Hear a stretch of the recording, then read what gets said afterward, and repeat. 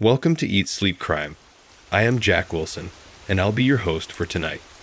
As the rain falls gently outside, relax your mind, close your eyes, take a deep breath, and sink into the shadows of today's true crime story. There is nothing to fear. At least not right now. Sleep well, if you can.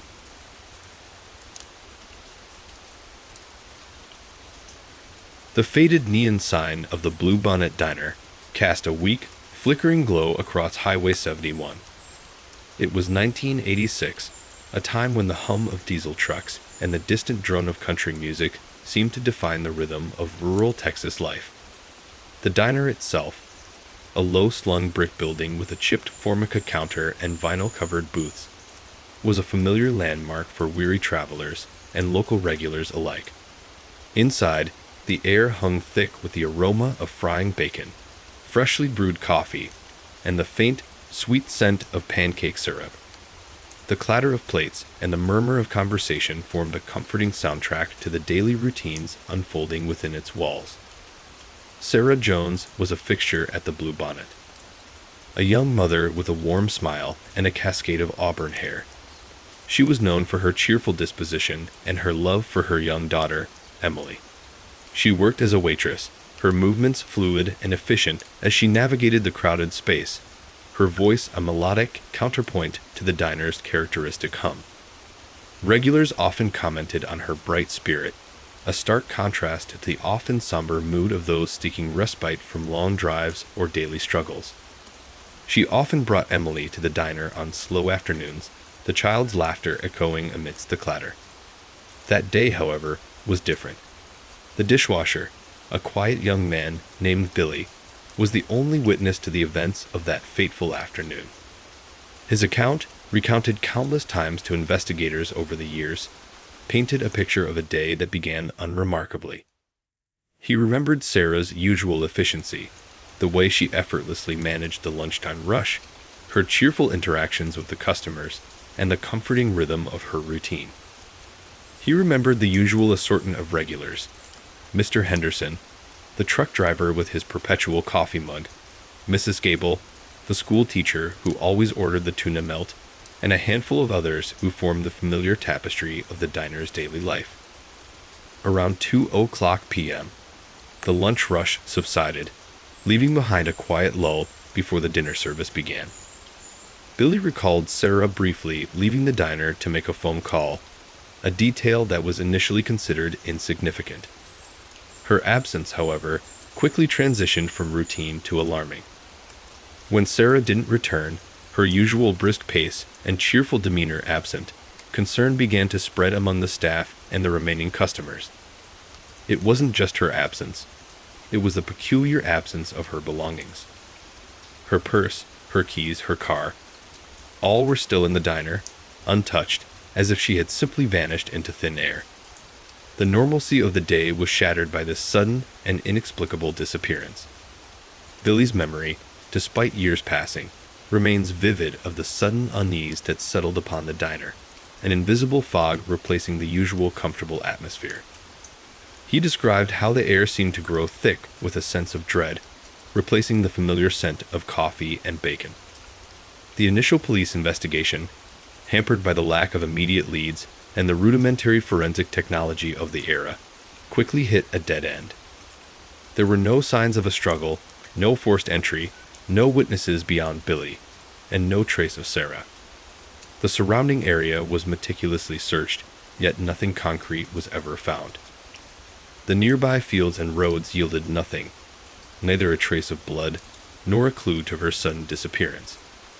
The police canvassed the community, questioned Sarah's friends and family, but found nothing amiss in her life to suggest an explanation.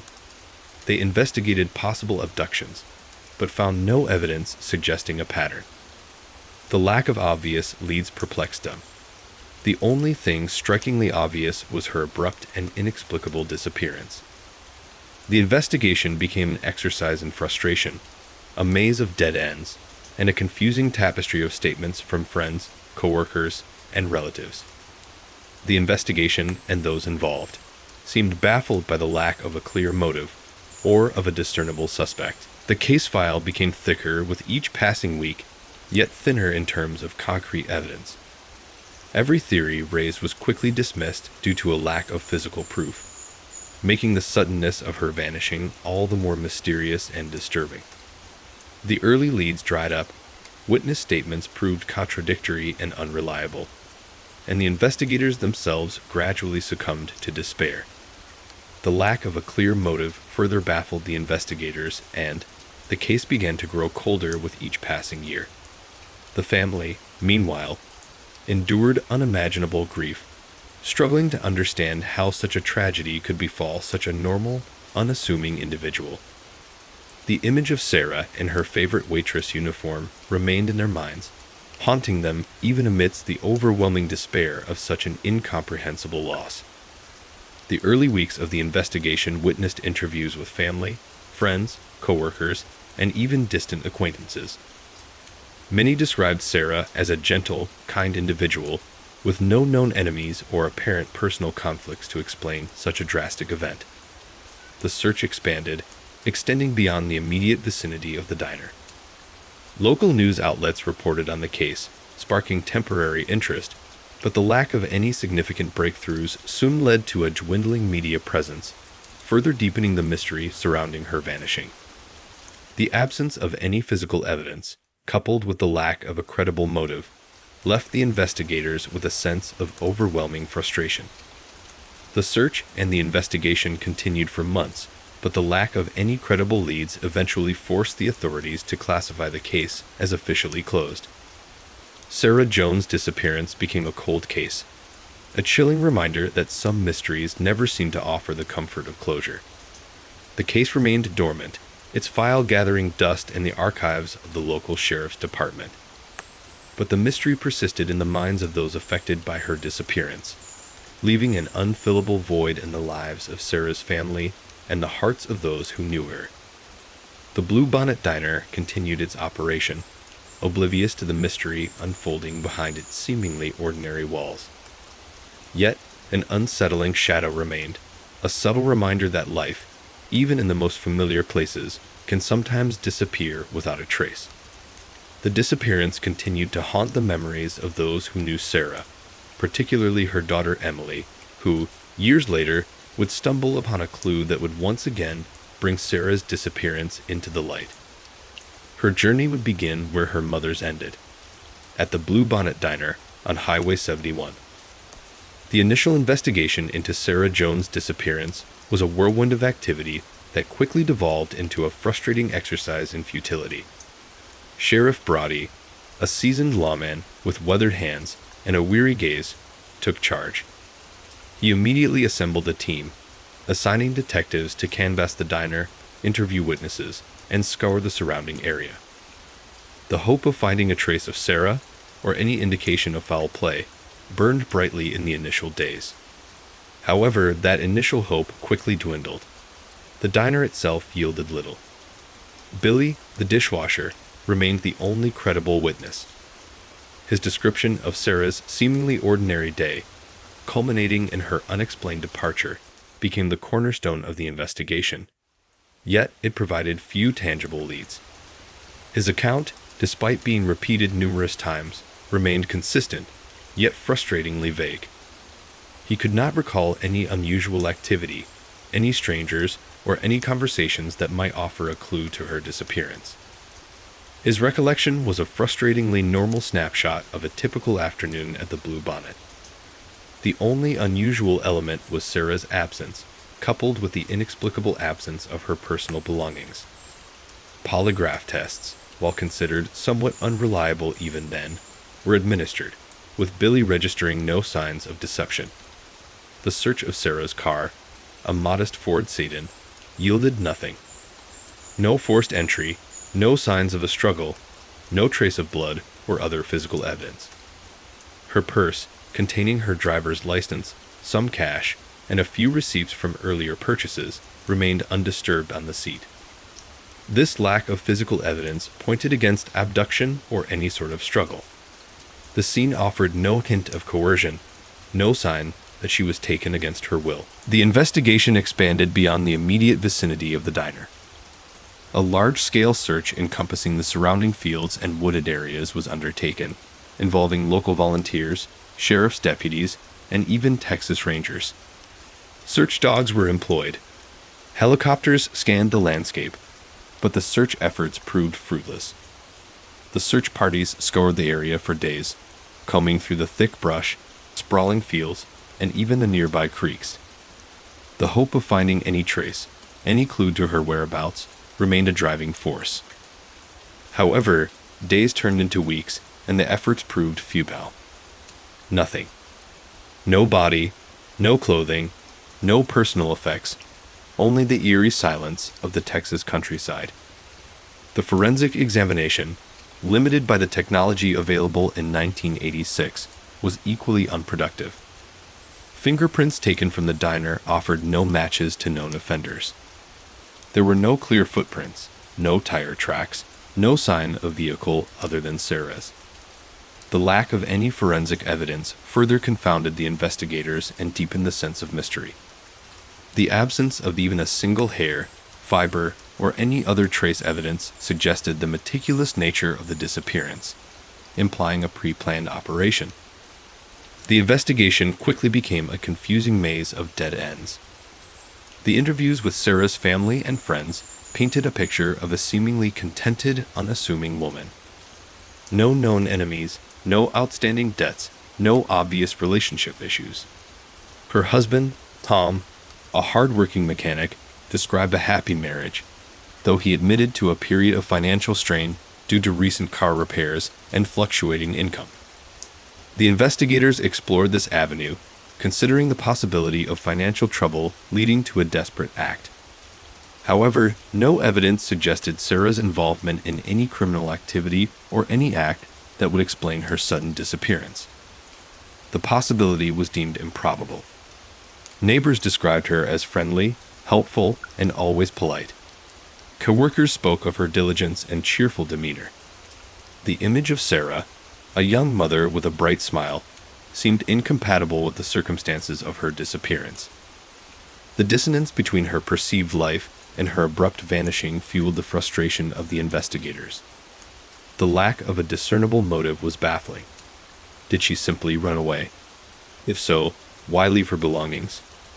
Was it an abduction? If so, why was there no trace of a struggle? As weeks pulled into months, the initial wave of frantic activity subsided. The investigation slowed, becoming increasingly focused on exploring the more improbable scenarios. Several individuals were interviewed as potential suspects, though each was quickly dismissed due to a lack of credible evidence linking them to Sarah's disappearance. One individual, a disgruntled customer who had once engaged in a minor dispute with Sarah, was scrutinized, but the argument was deemed inconsequential.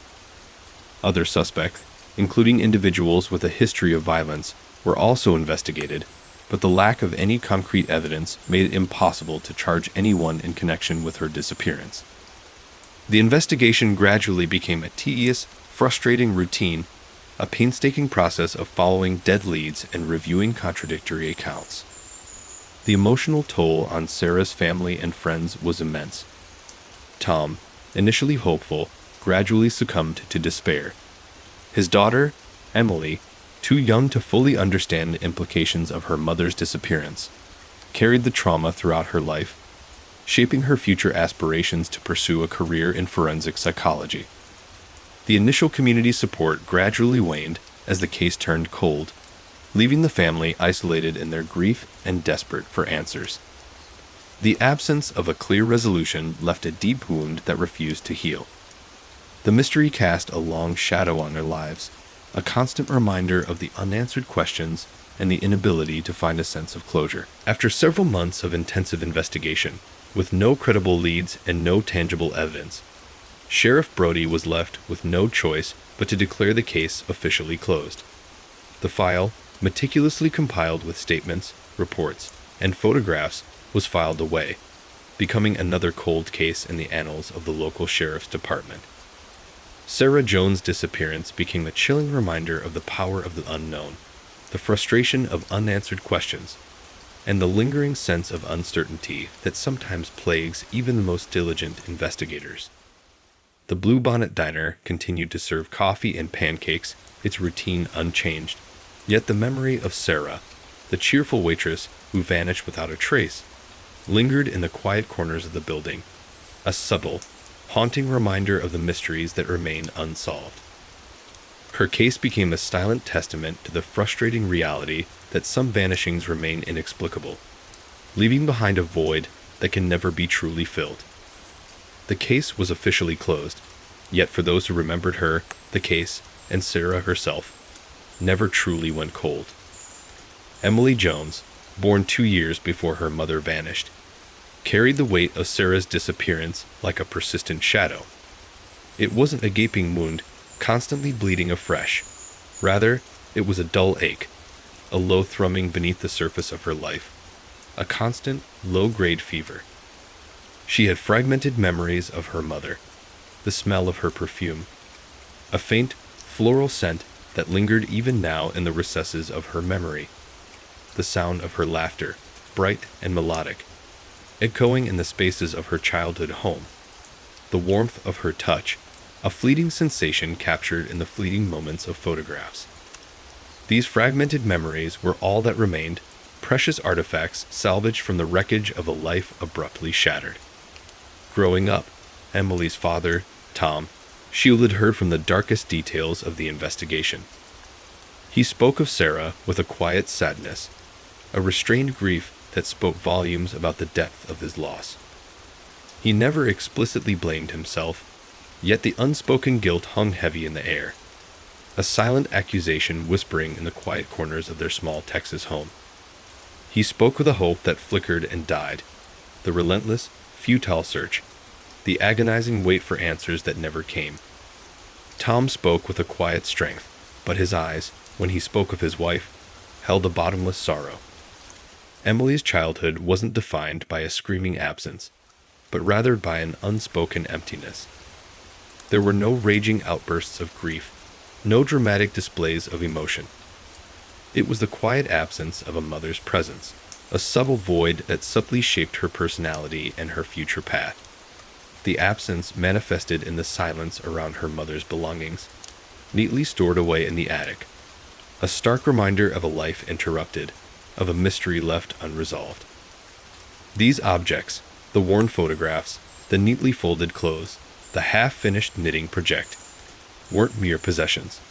They were fragments of a life, each piece whispering a silent story of a mother's love, a mother's presence that was cruelly and unjustly stolen. The quiet sorrow fueled Emily's ambition. She chose forensic psychology not as an escape, but as a tool. It wasn't a means of confronting her trauma directly. Rather, it was a path towards understanding, towards finding answers that eluded the investigators years before. She saw the field as a way to untangle the complexities of the human mind, to interpret the silent narratives embedded within evidence and behavior. It was a path to make sense of the inexplicable, a tool to provide answers in cases where the answers had seemed impossibly elusive.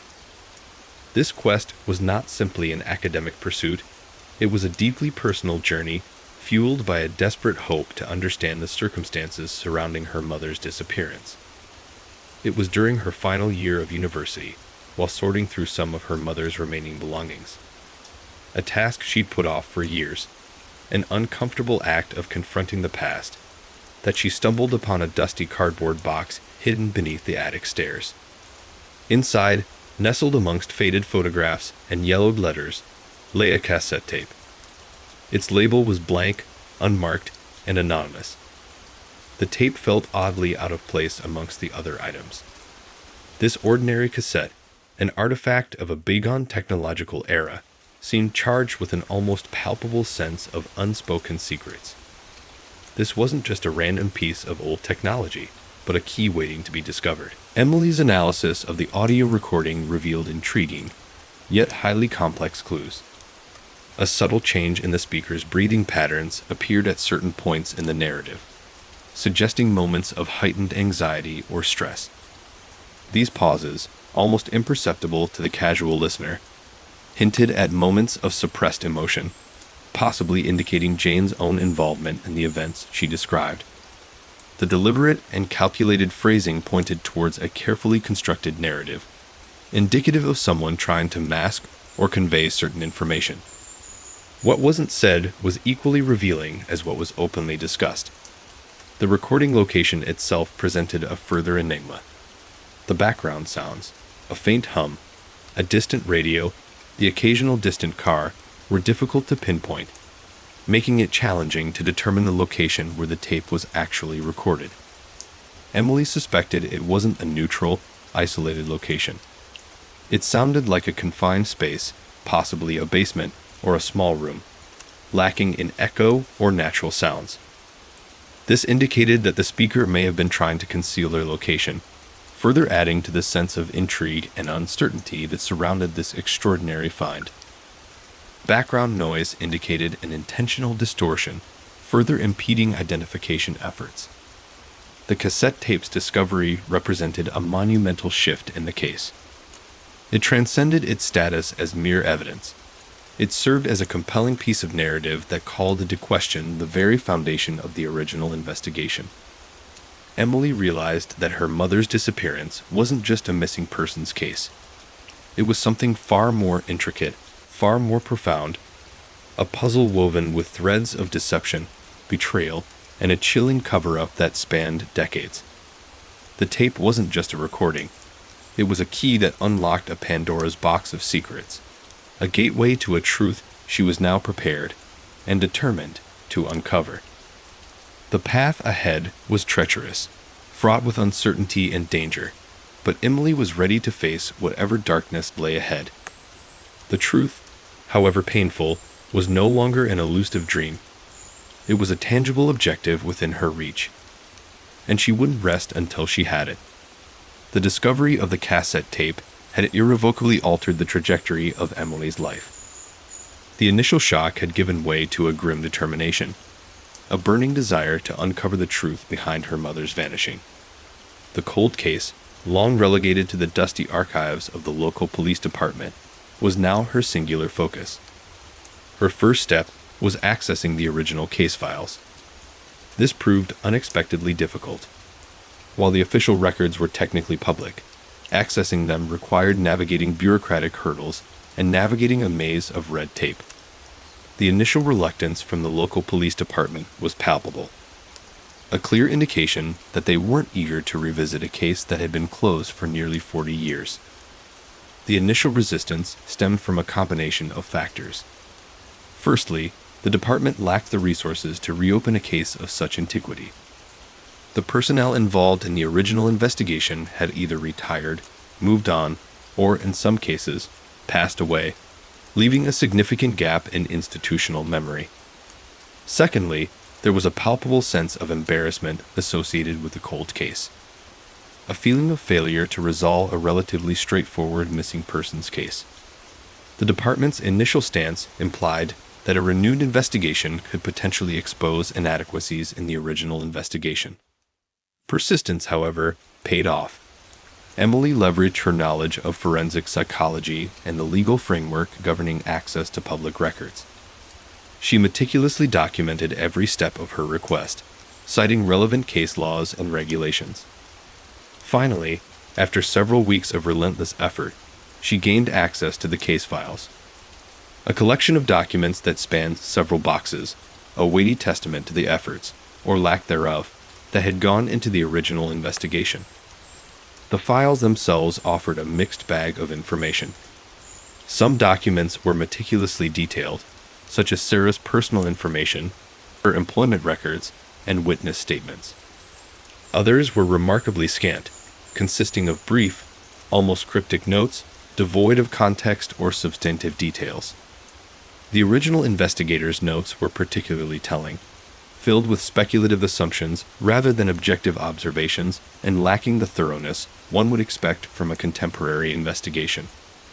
The inconsistent handwriting, the varying levels of detail, and the sheer number of missing documents immediately raised concerns about the initial investigation's integrity. Intrigued, Emily carefully brought the tape downstairs and inserted it into an old tape player she had salvaged from a thrift store. The initial sound was a low hum, punctuated by static. Then, a voice, aged and slightly distorted, cut through the noise. It was a female voice giving a detailed account of a woman who vanished from a diner in Texas in 1986. The story matched her mother's case eerily. The description was specific, down to the details that even the original police reports had not captured. The location, the time of day, even the kind of dress the woman was wearing. Every aspect resonated deeply with Emily, confirming this was not a mere coincidence. But the chilling twist was the date the recording was made. The voice described an event that happened 5 days after Sarah was officially reported missing. This was not the confession of a witness, but instead, a bizarre retelling of a crime that seemed to have already happened. Suddenly, the neatly tied bow of her mother's cold case unraveled, revealing a knot of disturbing complexities. It was an impossibility, a paradox, a profound disruption to the narrative she had constructed of her mother's disappearance. The fact that the event had been described 5 days after Sarah's disappearance threw a dark cloud of uncertainty over everything Emily thought she knew. The recorded conversation was a riddle wrapped in an enigma, encased within a layer of disturbing implications. The voice on the tape did not belong to anyone associated with the original investigation. Emily meticulously researched the case files, poring over police reports, witness statements, and forensic analyses. She discovered nothing that matched the voice on the tape, and none of the individuals who had been interviewed decades prior could be linked to the recorded account. The voice was completely unknown. The discovery served as both confirmation and confusion. It solidified that her mother's disappearance was no accident, but instead a deliberate action, while simultaneously expanding the horizons of mystery further. This discovery shook Emily to her core. The carefully constructed narrative of her mother's disappearance, the image of a quiet, contented life abruptly interrupted, shattered. The cold, hard facts of the case clashed with the subjective understanding she had built over the years. The new information introduced a disturbing layer of uncertainty, forcing Emily to confront the unsettling reality that the truth might be far more complex and far darker than she ever imagined. The mystery of her mother's disappearance was no longer a distant, sad story from the past, but a present, urgent matter demanding immediate attention. Armed with this newfound evidence, the tape became more than just a piece of audio. It became a weapon. It was a catalyst, igniting a fire in her heart, fueling her decision to reopen the case. Her academic curiosity transformed into a burning desire for justice, a relentless pursuit to unearth the truth about her mother's disappearance. Emily, the forensic psychology student, transformed into Emily, the determined investigator. She wouldn't rest until she had answers, until she had uncovered the truth, no matter how dark or unsettling it might be. She knew this was a journey into the heart of darkness, a plunge into the murky waters of a conspiracy that had remained hidden for nearly 4 decades. The pursuit of justice, in this case, was also a profound act of self-discovery, a reconciliation with the past, and a confrontation with a truth that could irrevocably change her life. This was no longer about a missing person. This was about unraveling a web of deception, a tapestry of lies woven intricately over decades. The journey had begun, and there would be no turning back. The initial hiss and crackle of the tape gave way to a woman's voice, measured and controlled, yet tinged with an underlying tremor of anxiety. The recording quality was poor, the sound warped and distorted in places, as if the tape had been subjected to years of neglect and mishandling. Despite the technological limitations, the voice was clear enough to understand, a distinct southern drawl that hinted at a Texas origin. The speaker identified herself only as Jane, refusing to provide a last name or any identifying information beyond a veiled reference to her profession as a server at a local diner. Her next step involved locating and interviewing the original witnesses. This proved to be more challenging than expected. Many of the witnesses from the diner had moved away or were unavailable. Those who could be contacted offered little help, their memories clouded by time and the passage of years. The memories of the original witnesses were hazy, fragmented, and often conflicting. The dishwasher who had been present the night Sarah disappeared claimed to recall very little beyond Sarah's usual order and her sudden, inexplicable departure. The inconsistencies in the witness accounts highlighted the limitations of relying on memory alone, especially in cases where a considerable time had elapsed. The importance of contemporary forensic documentation, such as detailed notes and photographic evidence, became crystal clear. The absence of such comprehensive documentation in the original case file made reconstructing the events exceptionally difficult. However, Emily's forensic psychology training allowed her to go beyond the surface of their statements. She developed a structured interview protocol that sought to identify not only the factual information, but also the emotional and psychological aspects of their recollections. She used various techniques, such as cognitive interviewing, to reconstruct memories and identify any inconsistencies, and narrative techniques to encourage witnesses to elaborate upon their recollections. This subtle approach yielded some additional insights. One of the waitress recollections, though faint, mentioned a strange interaction between Sarah and an unfamiliar man, consistent with the description from the tape. While the waitress couldn't offer specific details, her vague recollections corroborated the information provided by Jane on the cassette tape. This confirmation gave Emily a much-needed starting point in her renewed investigation.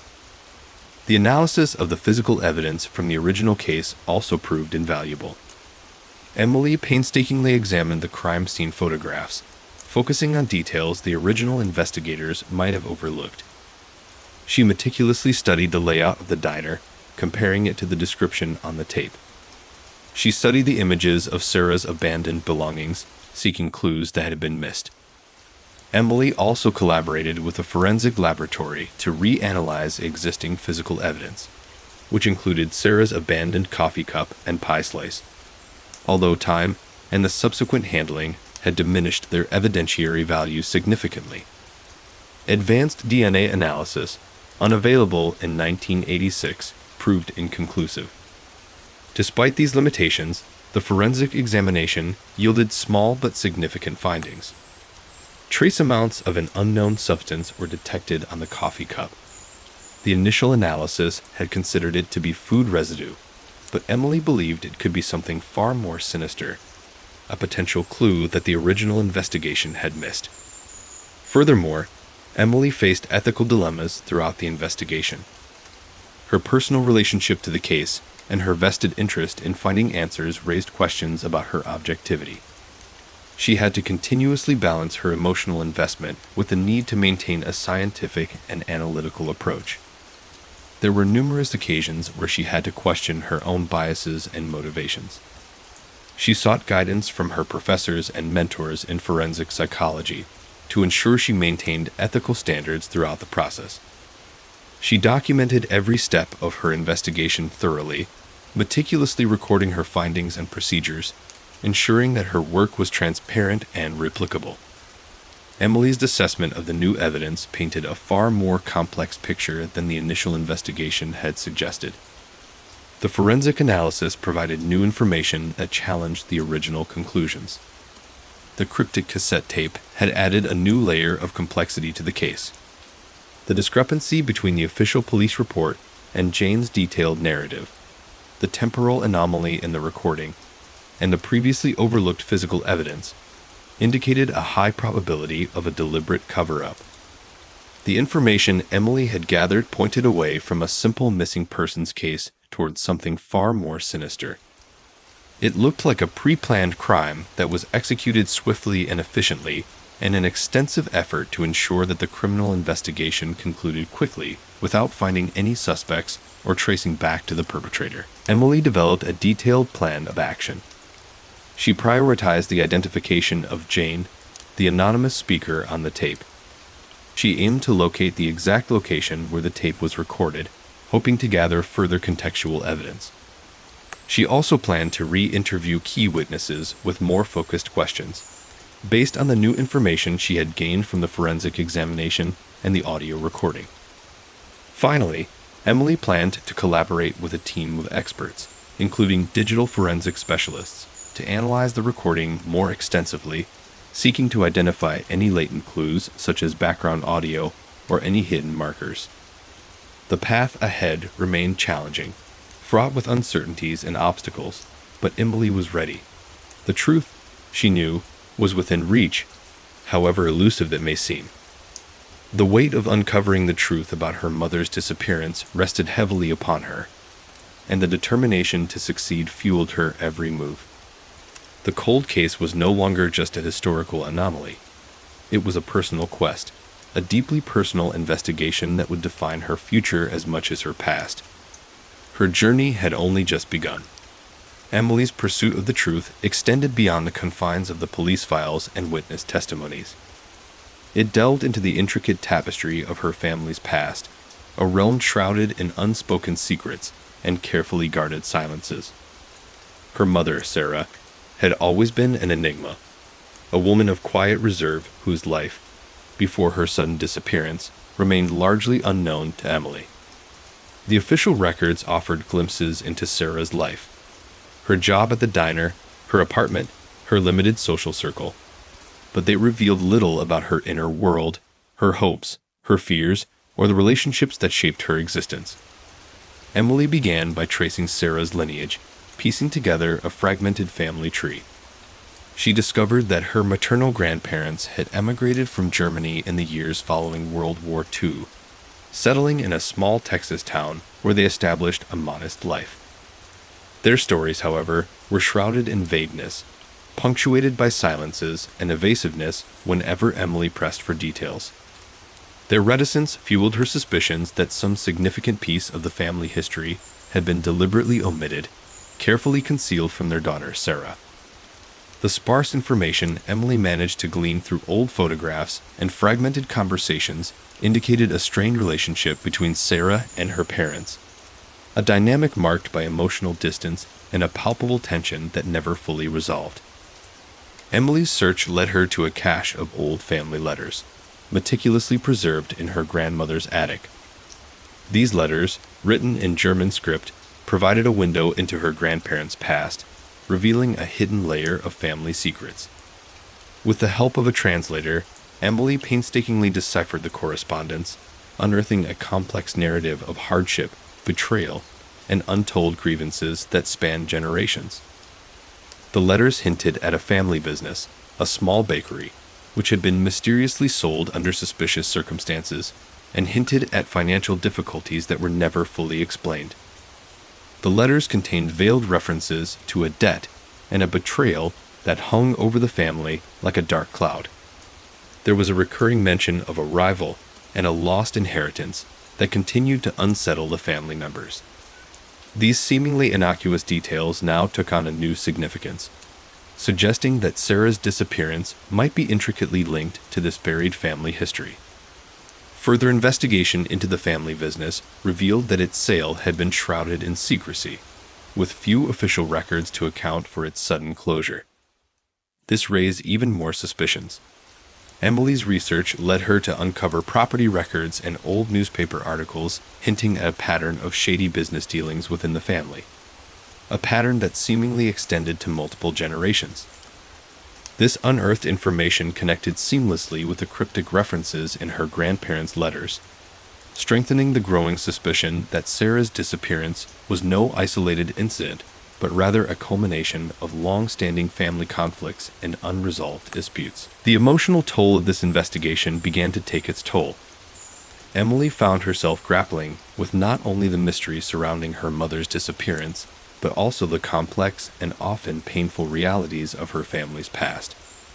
The discovery of these secrets brought on a deep sense of betrayal, a realization that her family had knowingly shielded her from crucial information, and that she was only now beginning to grasp the full ramifications of this silence.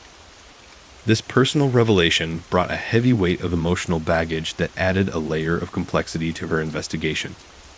The once simple quest for answers morphed into a personal journey of self-discovery, of confronting the shadows of her family's past and piecing together the fragments of her mother's life. The emotional strain began to impact her relationships. Her relationship with her father, already strained by years of unspoken tension, deteriorated further. He seemed reluctant to discuss the past, offering evasive answers or simply changing the subject. The discovery of the family's secrets created a rift between Emily and her father, a chasm fueled by unspoken resentments and a shared history shrouded in uncertainty. Her friends, too, felt the impact of her relentless investigation. Her once vibrant social life dwindled as she devoted increasingly more time and energy to the mystery of her mother's disappearance, effectively isolating herself from her support network. Emily's obsession with the case consumed her, blurring the lines between her professional life and her personal struggles. Her academic pursuits suffered as she prioritized her investigation, neglecting her studies and jeopardizing her future. The relentless pressure of piecing together her family's history, coupled with the chilling revelations about the case, left her emotionally drained. The psychological impact of dealing with both her personal trauma and the gruesome details of her mother's case led to periods of insomnia, anxiety, and debilitating fatigue. Emily sought professional help, attending therapy sessions where she could process the intense emotional turmoil that plagued her. These sessions became a vital outlet, allowing her to confront the painful memories and deal with the emotional consequences of her investigation.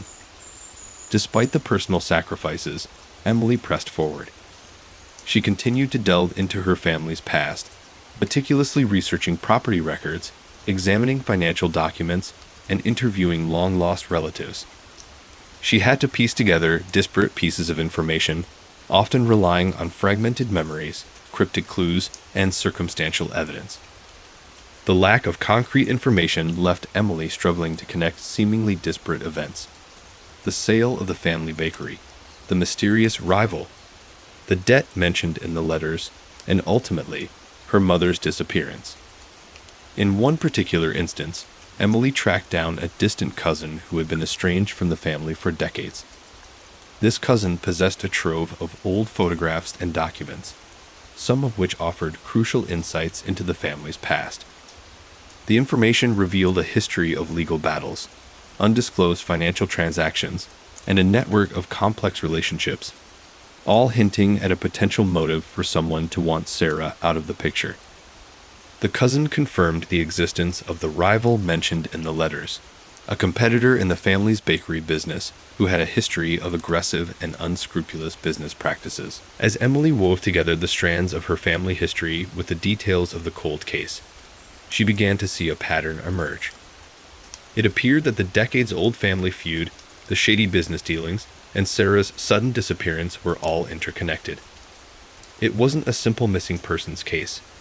It was a carefully orchestrated event with roots deeply embedded in the secrets and lies of her family. The closer she got to the truth, the more dangerous her quest became. The shadows of her past were not only haunting her, but actively working against her.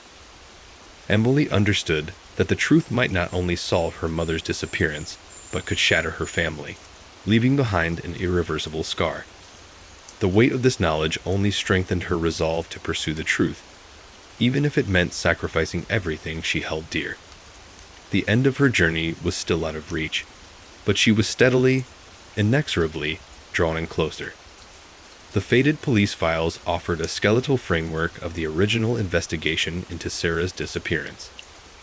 The testimonies of witnesses, initially dismissed as insignificant, now held a renewed significance in Emily's quest for truth. She started with the dishwasher, a young man named Michael at the time, now a middle-aged man with a life lived and memories faded. His initial statement, a brief account of seeing Sarah at the counter, ordering coffee, and then vanishing without a trace, had been considered unremarkable, almost generic in its lack of detail. But Emily, armed with her forensic psychology background, approached the interview with a different perspective. She initiated the re-interview not with direct questions about Sarah's disappearance, but rather with carefully crafted probes into Michael's life in 1986. She explored his daily routine at the diner, his interactions with other employees, and his personal circumstances, building rapport and fostering a climate of trust. This wasn't about obtaining a simple affirmation of the original statement. It was about unearthing the nuances and subtleties often overlooked in initial interviews, the fleeting moments that might have registered subconsciously and later resurfaced as fragmented memories. It was about exploring the contextual framework surrounding the disappearance. The strategy paid off. Through this painstaking process, Michael recalled details previously omitted. He remembered a late model blue sedan, parked unusually close to the diner that evening. A detail he had subconsciously filed away as commonplace, but that now, under Emily's gentle questioning, acquired a chilling significance. He also remembered a brief conversation with Sarah, a fleeting exchange of words that felt more weighted, more urgent, in retrospect. He mentioned an unfamiliar man sitting alone in a booth, a man he described as tall and gaunt with piercing blue eyes, who had seemed to be intently watching Sarah. He had dismissed it initially as nothing noteworthy, a regular customer perhaps. Now, the man's presence took on a new layer of sinister implications. The police officer who initially took Michael's statement, Detective Miller, was long retired. Emily located him, a frail elderly man burdened with years of unsolved cases. His memory was clouded by time, but the re-interview unveiled crucial information. He confessed to feeling rushed during the initial investigation, overwhelmed by a heavy caseload and a lack of resources. His investigation, despite his best efforts, had felt hurried and incomplete. This highlighted a critical problem often encountered in cold cases. The pressure of immediate priorities overshadowed the thoroughness of investigation, resulting in overlooked details and potentially missed clues. His initial interview transcripts, now under Emily's scrutiny, revealed that questions had been leading, creating a framework of assumptions that possibly skewed Michael's responses. Emily also re-interviewed Sarah's colleagues at the diner, focusing on details related to her personal life and work habits. One waitress recalled a conversation with Sarah, a cryptic exchange in which Sarah had expressed concern about someone following her. The waitress dismissed it initially as typical anxiety or just a fleeting notion. However, this conversation now hinted at a potential stalker or a threat. Another colleague spoke about a phone call Sarah had received that evening, an agitated and intense conversation that left Sarah visibly upset. They had not paid it much attention at the time, another casual aspect now taking on much greater significance. The re-interviews weren't simply about gathering new information, it was about observing inconsistencies. Subtle discrepancies in statements, previously dismissed as insignificant, started forming a pattern under Emily's trained eye. The re-interviews unveiled a recurring theme of perceived threats, veiled anxieties, and a sense of unease surrounding Sarah in the days leading up to her disappearance. The passage of time, as Emily discovered, significantly influenced the reliability of these recollections. Memories, she knew, were not static records but fluid constructs, susceptible to distortion, decay, and the influence of subsequent experiences. The original statements, often rushed and incomplete, reflected this inherent unreliability. Emily used a multifaceted approach, employing techniques developed to minimize the influence of suggestion and reconstructive memory errors. She relied heavily on open-ended questions, allowing witnesses to recount their memories in their own words. She focused on eliciting sensory details, sights, sounds, smells, and textures, helping witnesses to access deeper, more reliable memory traces. She also employed cognitive interviewing techniques, guiding the witnesses through their memories in a chronological order, encouraging them to recall the surrounding context and emotional state at the time. This approach helped to overcome the limitations of simple recall, providing a richer and more comprehensive account of events. One key interview involved Sarah's estranged neighbor, Mrs. Gable, whose statement in the original investigation was remarkably brief and uninformative. Emily's re-interview, however, unfolded a different story. Mrs. Gable revealed having seen a heated argument between Sarah and a man on the evening of the disappearance, a confrontation she had initially dismissed as an ordinary couple's dispute. Now, This ordinary fight acquired a dark and ominous hue. Mrs. Gable described the man as having an aggressive demeanor, his voice raised in anger. The neighbor had overheard parts of their conversation, snippets of words that suggested a financial dispute and a threat made to Sarah. Through these re-interviews, Emily uncovered a tapestry of details, seemingly insignificant in isolation, yet woven together to present a chillingly coherent picture. The blue sit-in, the mysterious man in the diner, the threatening phone call, the heated argument with the unknown man. These seemingly disparate fragments emerged as pieces of a larger puzzle. The collective impact of these insights transformed what was initially perceived as a random abduction into a carefully orchestrated event, suggesting a pre-planned crime with a clear motive. The re-interview process had not just provided new information, but had transformed the narrative, reshaping the understanding of Sarah's disappearance from a baffling mystery into a targeted crime. Emily, armed with these new perspectives and the growing evidence, was now closer to unmasking the truth, and the dangerous individual responsible for her mother's fate. The re-interviews provided a crucial foundation, but Emily knew the true breakthrough lay in leveraging the advancements in forensic science that had occurred since 1986. The original investigation, hampered by technological limitations, had left numerous avenues unexplored. Now, Emily was determined to exploit the capabilities of modern forensic technology to unearth the secrets buried within the cold case. Her first focus was DNA analysis. While DNA profiling was in its infancy in 1986, it had evolved into a powerful tool at the time Emily began her investigation. The original case files contained limited biological evidence. A few strands of hair found near the diner and traces of what was presumed to be coffee stains on a napkin left at Sarah's table. These samples, long stored in a police evidence locker, were subjected to advanced DNA extraction and sequencing techniques. The results were promising, yet complex.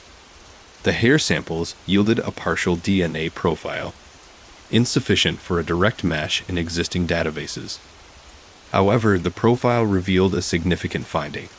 The mitochondrial DNA, mtDNA, inherited maternally, indicated a possible familial connection to a specific lineage common in the local area. This provided a crucial lead, narrowing down the pool of potential suspects. The coffee stain analysis proved more challenging. While DNA extraction was possible, the degradation of the sample, due to age and storage conditions, significantly limited the amount of usable genetic material. Emily consulted with a leading DNA specialist, Dr. Anya Sharma, who applied cutting-edge techniques involving next-generation sequencing, NGS, to maximize the extraction of usable information. This painstaking process, involving multiple iterations and advanced bioinformatic analyses, yielded a partial Y chromosome profile, indicating the potential involvement of a male suspect. Beyond DNA, Emily turned her attention to digital forensics. This was where the technological revolution had its most profound impact. In 1986, digital evidence was largely non-existent. Now, however, the potential for digital clues was vast, particularly in relation to the cryptic cassette tape. The tape's contents, while chilling, raised more questions than answers. Emily entrusted the tape to a specialist in audio forensics, who utilized advanced spectral analysis to enhance the audio quality and eliminate background noise. They pinpointed the exact time and location of the recording, leveraging the subtle acoustic signatures embedded within the recording. This analysis revealed the tape had not been made in the diner, but rather in a residence about a mile south of the town. This was a significant development, as it shifted the focus of the investigation away from the immediate vicinity of the diner. Further analysis of the voice on the tape was equally crucial. Voice recognition software, vastly improved since 1986, was employed to compare the voice on the tape to known individuals, including those who were originally questioned. No matches were found, adding another layer of complexity to the mystery. However, the software did identify certain vocal characteristics, including accent, pitch, and speech patterns creating a detailed profile of the speaker's voice. This information could be used to narrow down the suspect pool and ultimately lead to identification. Furthermore, Emily explored the possibilities offered by geographic profiling.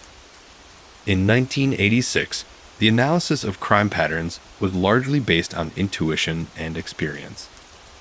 Now, advanced GIS mapping techniques could be applied to visualize the movement patterns and potential locations of the suspect.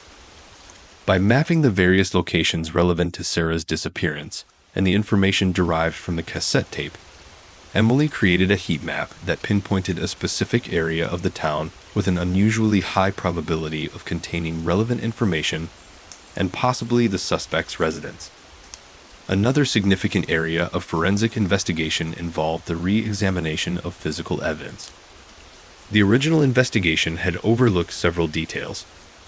Emily meticulously reviewed all the evidence collected in 1986, applying modern microscopic and chemical analysis techniques.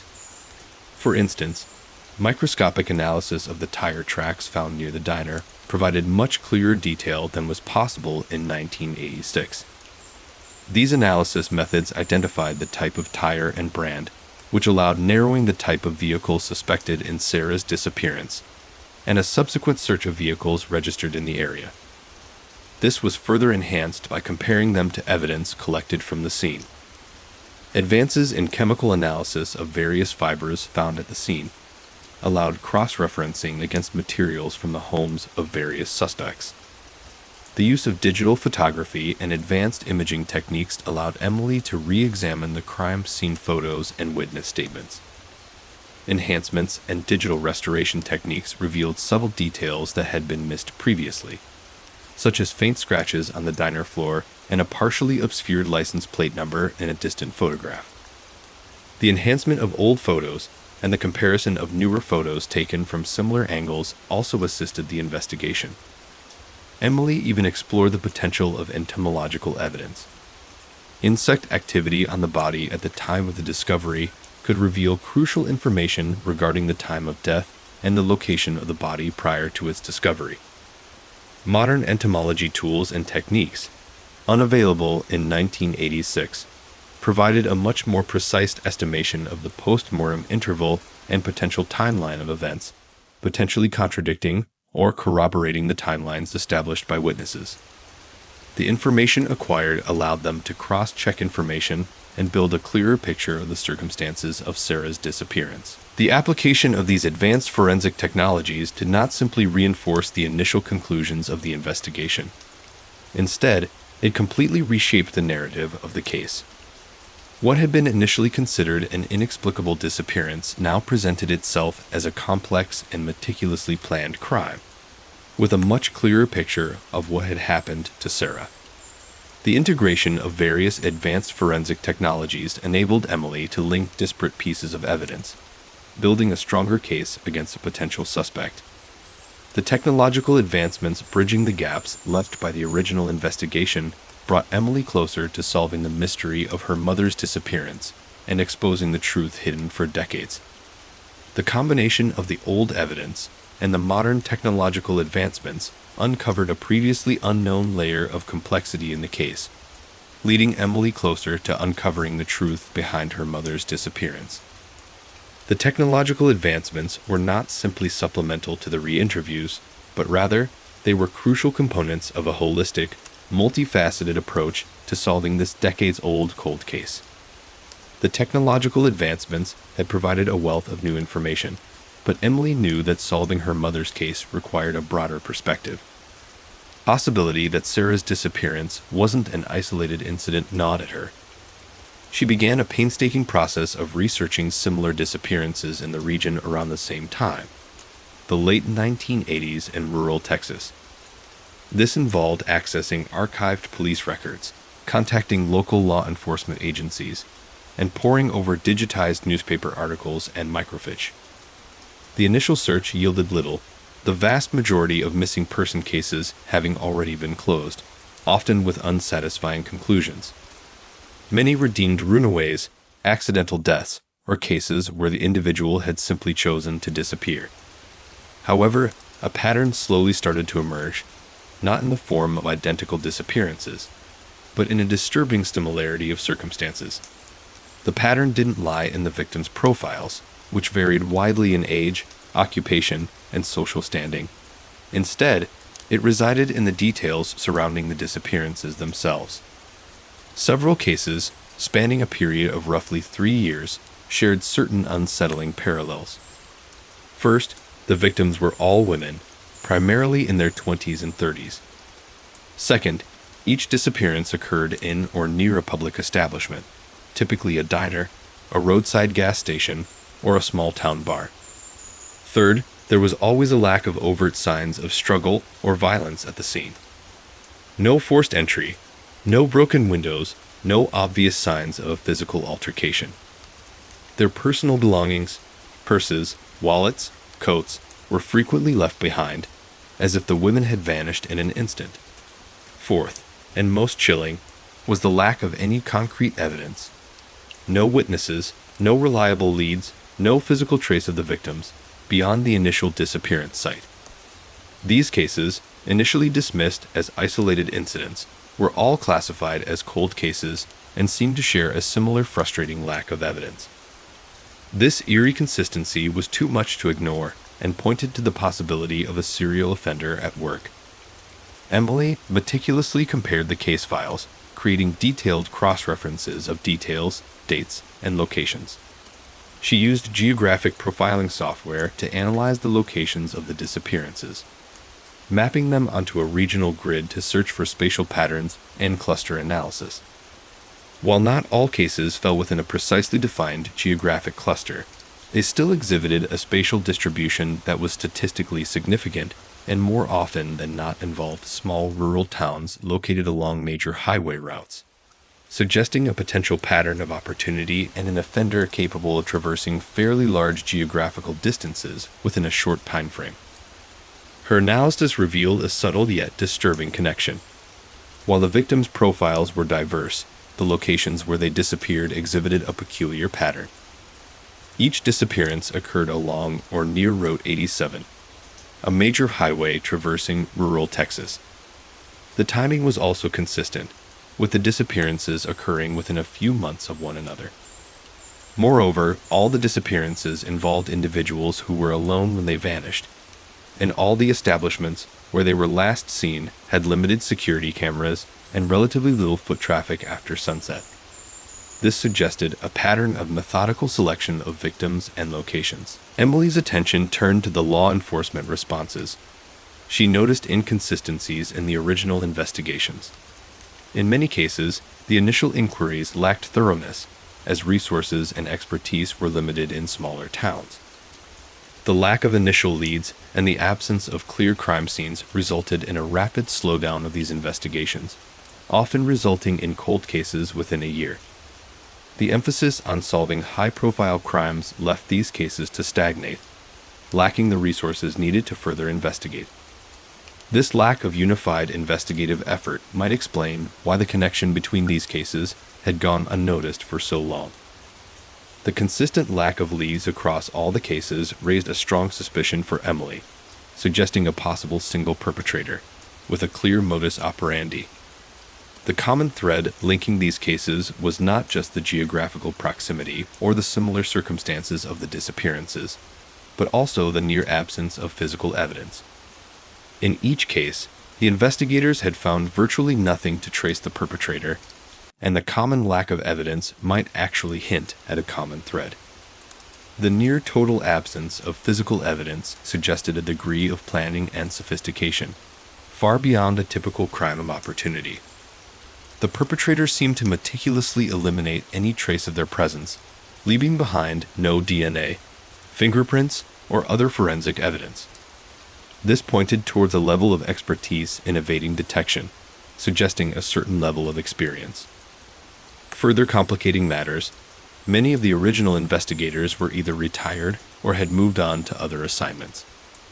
Emily faced the daunting task of tracking down these individuals for re-interviews, attempting to reconstruct the original investigations and understanding their investigative limitations.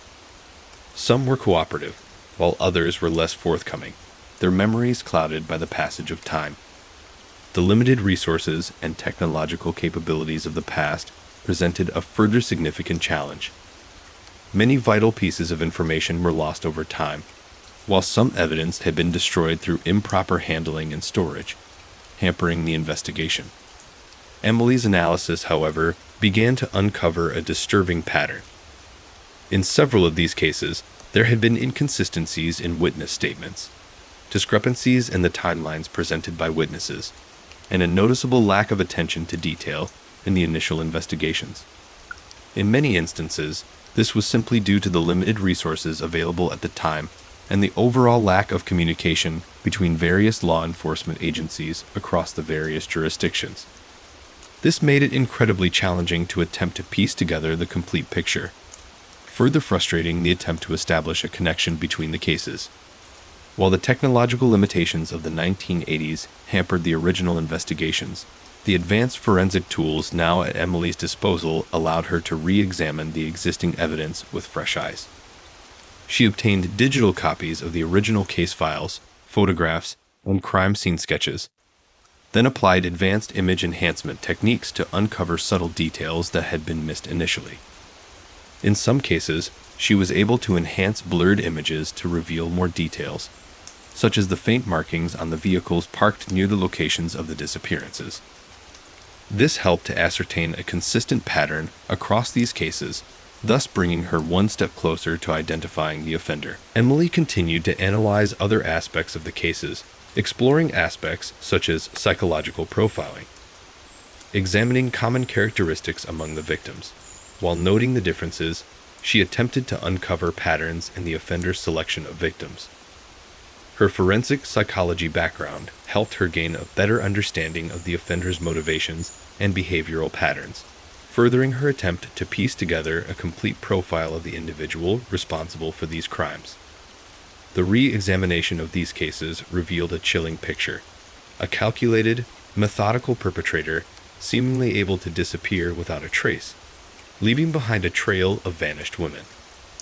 The lack of physical evidence initially frustrated investigators, but eventually formed a crucial component of the puzzle, highlighting a perpetrator's sophistication and ability to execute his crimes with a remarkable degree of precision and an apparent lack of emotion. This highlighted the need for a unified, multi-agency investigation approach.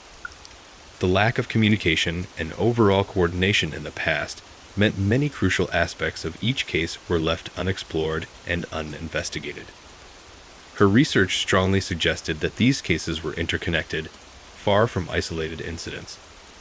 The unifying elements seemed to be the method of operation employed by the perpetrator, leading Emily ever closer to solving the decades-old mysteries and ultimately unveiling the identity of a potential serial offender.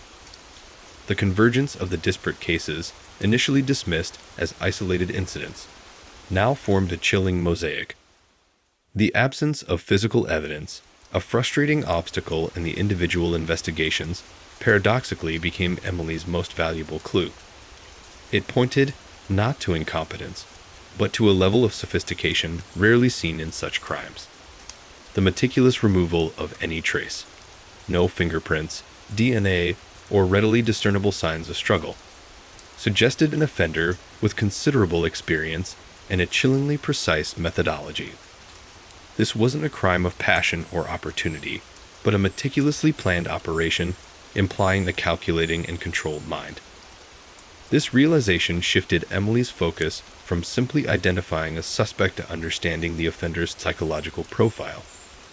She delved into the realm of forensic psychology, applying established profiling techniques to the accumulated data. The geographical distribution of the crimes, initially seemingly random, now revealed a pattern consistent with a hunter-type offender, someone who stalks their prey, carefully selecting victims and locations based on a specific set of criteria. The consistent lack of overt violence, the leaving behind of personal belongings, and the selection of victims primarily alone in public places all contributed to the profile. These were not random acts of violence, but rather calculated acts of control. The offender seemingly desired control over the victim, the situation, and the crime scene itself.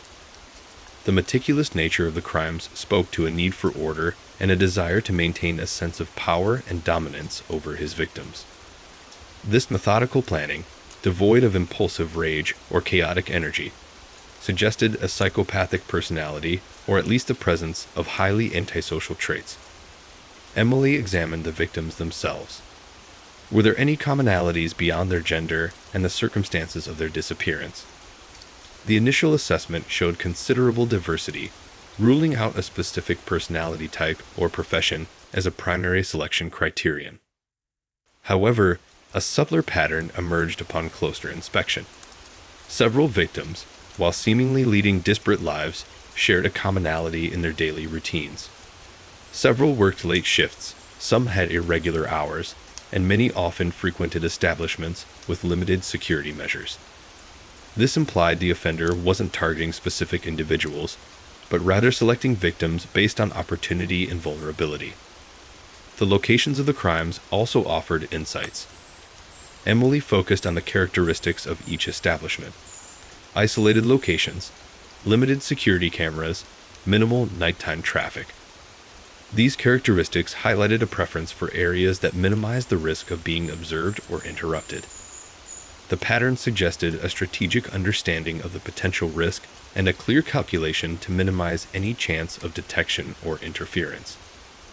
This calculated risk assessment further strengthened the impression of a highly organized and manipulative individual. Emily considered the temporal aspects of the crimes.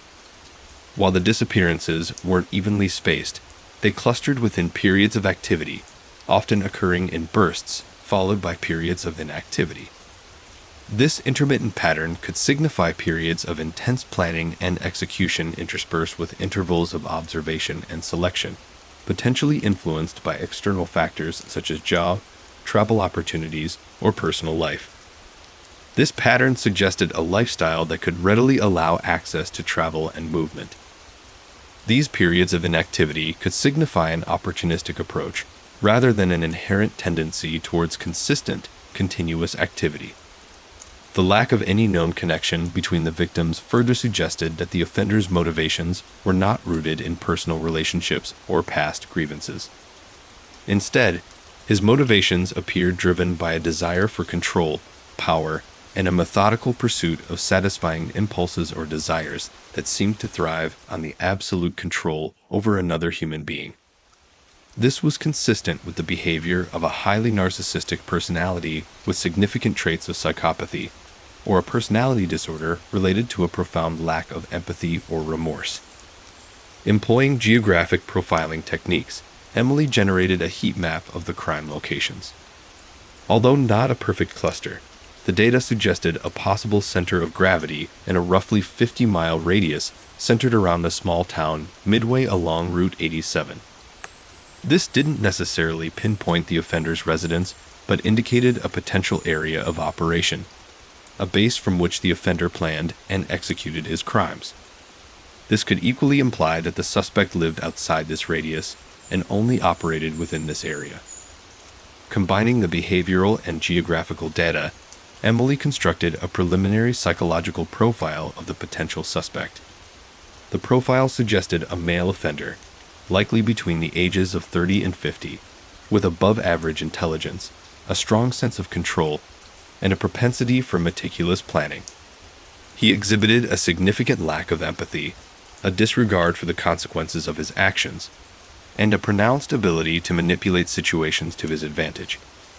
His occupational background was likely one offering mobility and irregular hours, or even requiring travel or frequent shifts in working locations, allowing him greater opportunity for executing these crimes. He may have been involved in a field that demanded careful attention to detail, such as logistics, transportation, or even maintenance roles where he may have had access to vehicles or areas which were often overlooked in terms of security and surveillance. The absence of any significant evidence of struggle or violence pointed towards a strategy of deception and manipulation rather than brute force. The offender likely employed charm, deception, or intimidation to gain the victim's trust, or to incapacitate them quickly and quietly without leaving traces of the encounter. His ability to disappear without a trace suggested experience in surveillance and counter-surveillance techniques, possibly military or law enforcement experience, or simply a deep understanding of the legal system and the investigative process. The profile further indicated a potential detachment from interpersonal relationships, possibly stemming from childhood trauma or dysfunctional familial circumstances. This could have led to an impaired sense of empathy and an increased tendency towards antisocial behaviors, thus explaining the offender's calculated, dispassionate actions and lack of remorse. He may have demonstrated traits associated with psychopathy, including superficial charm, pathological lying, manipulation, a lack of guilt or empathy, and a tendency to prey on vulnerable individuals. His ability to remain undetected for so long highlighted a meticulous nature and a potential capacity for long-term planning. The initial profile painted a disturbing picture: a skilled manipulator, a master of deception, and a potential psychopath. This wasn't someone driven by raw impulse, but by a carefully cultivated sense of power and control, a chilling demonstration of calculated and cold-blooded behavior. While this profile provided a framework for investigation, Emily knew that many questions remained unanswered. The challenge lay in translating this psychological portrait into a tangible identity, turning the ghost of a perpetrator into a real person. This required a new investigation, one that went beyond crime scene analysis and delved into the intricacies of the suspect's potential background, his social circles, and the possible motivations behind these heinous acts. The initial profile provided a foundation, a starting point for a search that promised to be both challenging and perilous. The ghost was now taking shape, its features emerging from the shadows. The next steps involved transforming the abstract concept into a concrete individual, a process requiring patience, meticulous investigation, and a deep understanding of the dark recesses of the human psyche. The hunt was on, and Emily, armed with her knowledge, her skills, and the chilling insights provided by the psychological profile, prepared to confront the chilling reality of the crimes that had been committed. The chilling reality that a calculated and cold-blooded predator had remained at large for decades. The potential suspect was no longer a nebulous entity in the minds of the investigators, but was a very real and frightening danger. The process of identifying and apprehending the individual would be fraught with potential pitfalls.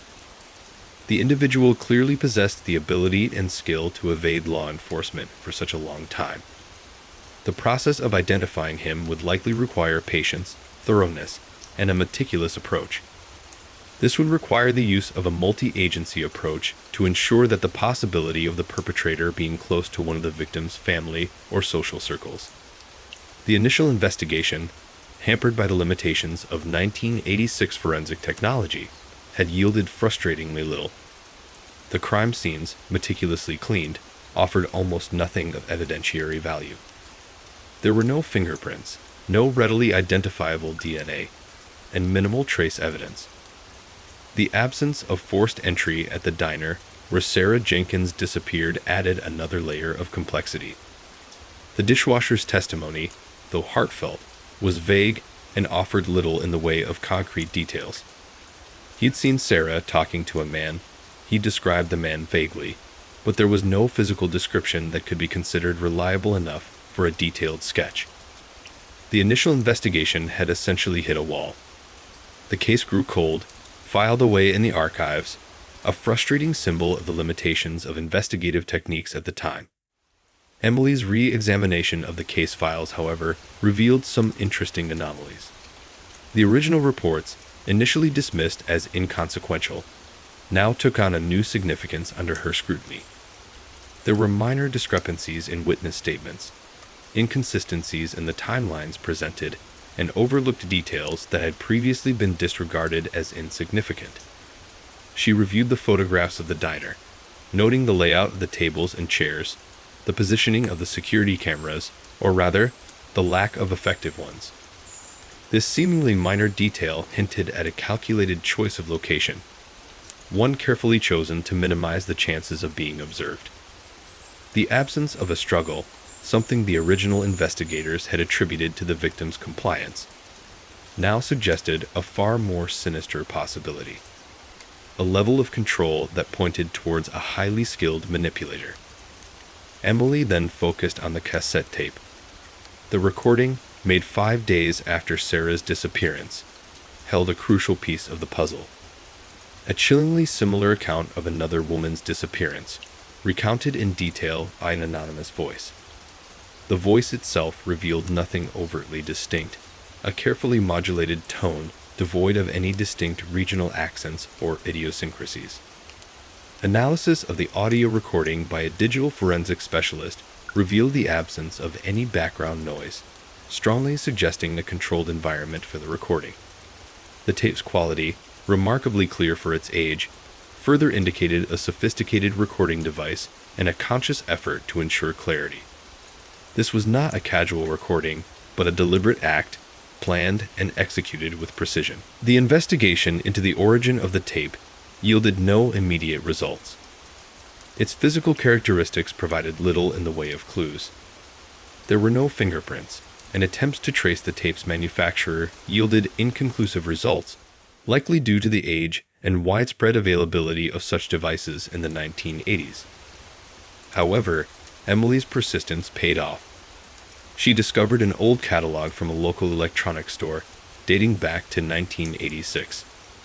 The store itself was long out of business, but Emily's relentless research uncovered a former employee who remembered selling a similar high-quality recorder to a man fitting a vague description. A man who frequented the store, who often paid cash, and who maintained an air of secrecy. This led to the painstaking task of tracking down records from the store in an era before digital records were commonplace. This became a time-consuming, detective-like effort that ultimately led to a more detailed description and potential partial identification of the buyer. The anonymous voice on the tape remained unidentified. Emily employed advanced voice recognition software, comparing the voice to existing databases and incorporating advancements in forensic voice analysis. The results were inconclusive. The voice showed signs of deliberate modulation. The speaker seemed to be intentionally altering his tone and pitch, potentially employing techniques to disguise his natural voice. This suggested a high level of sophistication, someone experienced in deception and concealment. The voice analysis, however, was not entirely fruitless. It did reveal some subtle traits which hinted at a potential age range and possibly a regional background. This new information was added to the growing profile. Emily then turned to the geographical profiling of the disappearances. The initial assessment had suggested a potential area of operation, but this was based on limited data. With the addition of the case detailed in the cassette tape, the geographical profile took on a new dimension. The disappearances, initially scattered across a broad area, started clustering around a network of major highways. Emily hypothesized that the perpetrator may have been using these highways as transit routes, strategically selecting victims based on their proximity to these roads, timing their actions to coincide with periods of minimal traffic, thus reducing the chance of being observed. The examination of the victims' backgrounds revealed another fascinating pattern. While there was no apparent common link between them, closer examination of their social media profiles, where available, revealed subtle similarities. Many had expressed an interest in outdoor activities, such as hiking or camping. Several had visited the same national park. This implied a possible method of approach, an opportunity to target victims at isolated locations, a scenario where the individual could gain a sense of control and reduce the risk of detection. Emily's examination of the psychological profiles of the victims revealed another striking pattern. Several victims had shown signs of mild anxiety, a characteristic that could have made them more vulnerable to manipulation and control. This heightened vulnerability could have been exploited by the offender, who might have targeted individuals showing signs of vulnerability or anxiety, individuals who might have been more susceptible to his deceptive tactics and manipulative charm. The evidence, pieced together from disparate sources, revealed a picture far more complex than had initially been imagined. The initial assessment had suggested a calculating and controlled offender. and the new evidence strongly supported that hypothesis. The meticulous nature of the crimes, the lack of forensic evidence, the anonymous tape, and the geographical pattern all pointed towards an individual with exceptional planning skills, a profound understanding of human psychology, and an uncanny ability to remain undetected. This was not merely a criminal. This was an artist of deception, a master of manipulation, capable of operating for decades without leaving a trace. The new evidence also revealed a disturbing pattern of escalation. The initial disappearances, while horrific, had lacked overt violence. However, the narrative on the tape suggested a more sinister pattern, an escalation of violence, potentially indicating a growing risk of further crimes. This heightened the urgency of the investigation, demanding a more immediate and thorough response to prevent further tragedies. The calculated nature of the crimes, the sophisticated methods employed to conceal the evidence, and the escalating pattern of violence suggested a highly intelligent and dangerous individual who posed a significant risk to the safety of the community. Emily's updated profile now included a much more detailed psychological assessment, highlighting the perpetrator's potential psychopathic traits, his mastery of manipulation, and his exceptional organizational skills. The profile went beyond the basic demographics and delved into potential childhood trauma, personality disorders, and other factors that could have influenced the individual's behavior. The new profile was not just a set of characteristics, but a nuanced understanding of the suspect's mind. While Emily's investigation had brought her closer to the truth, it also presented new challenges.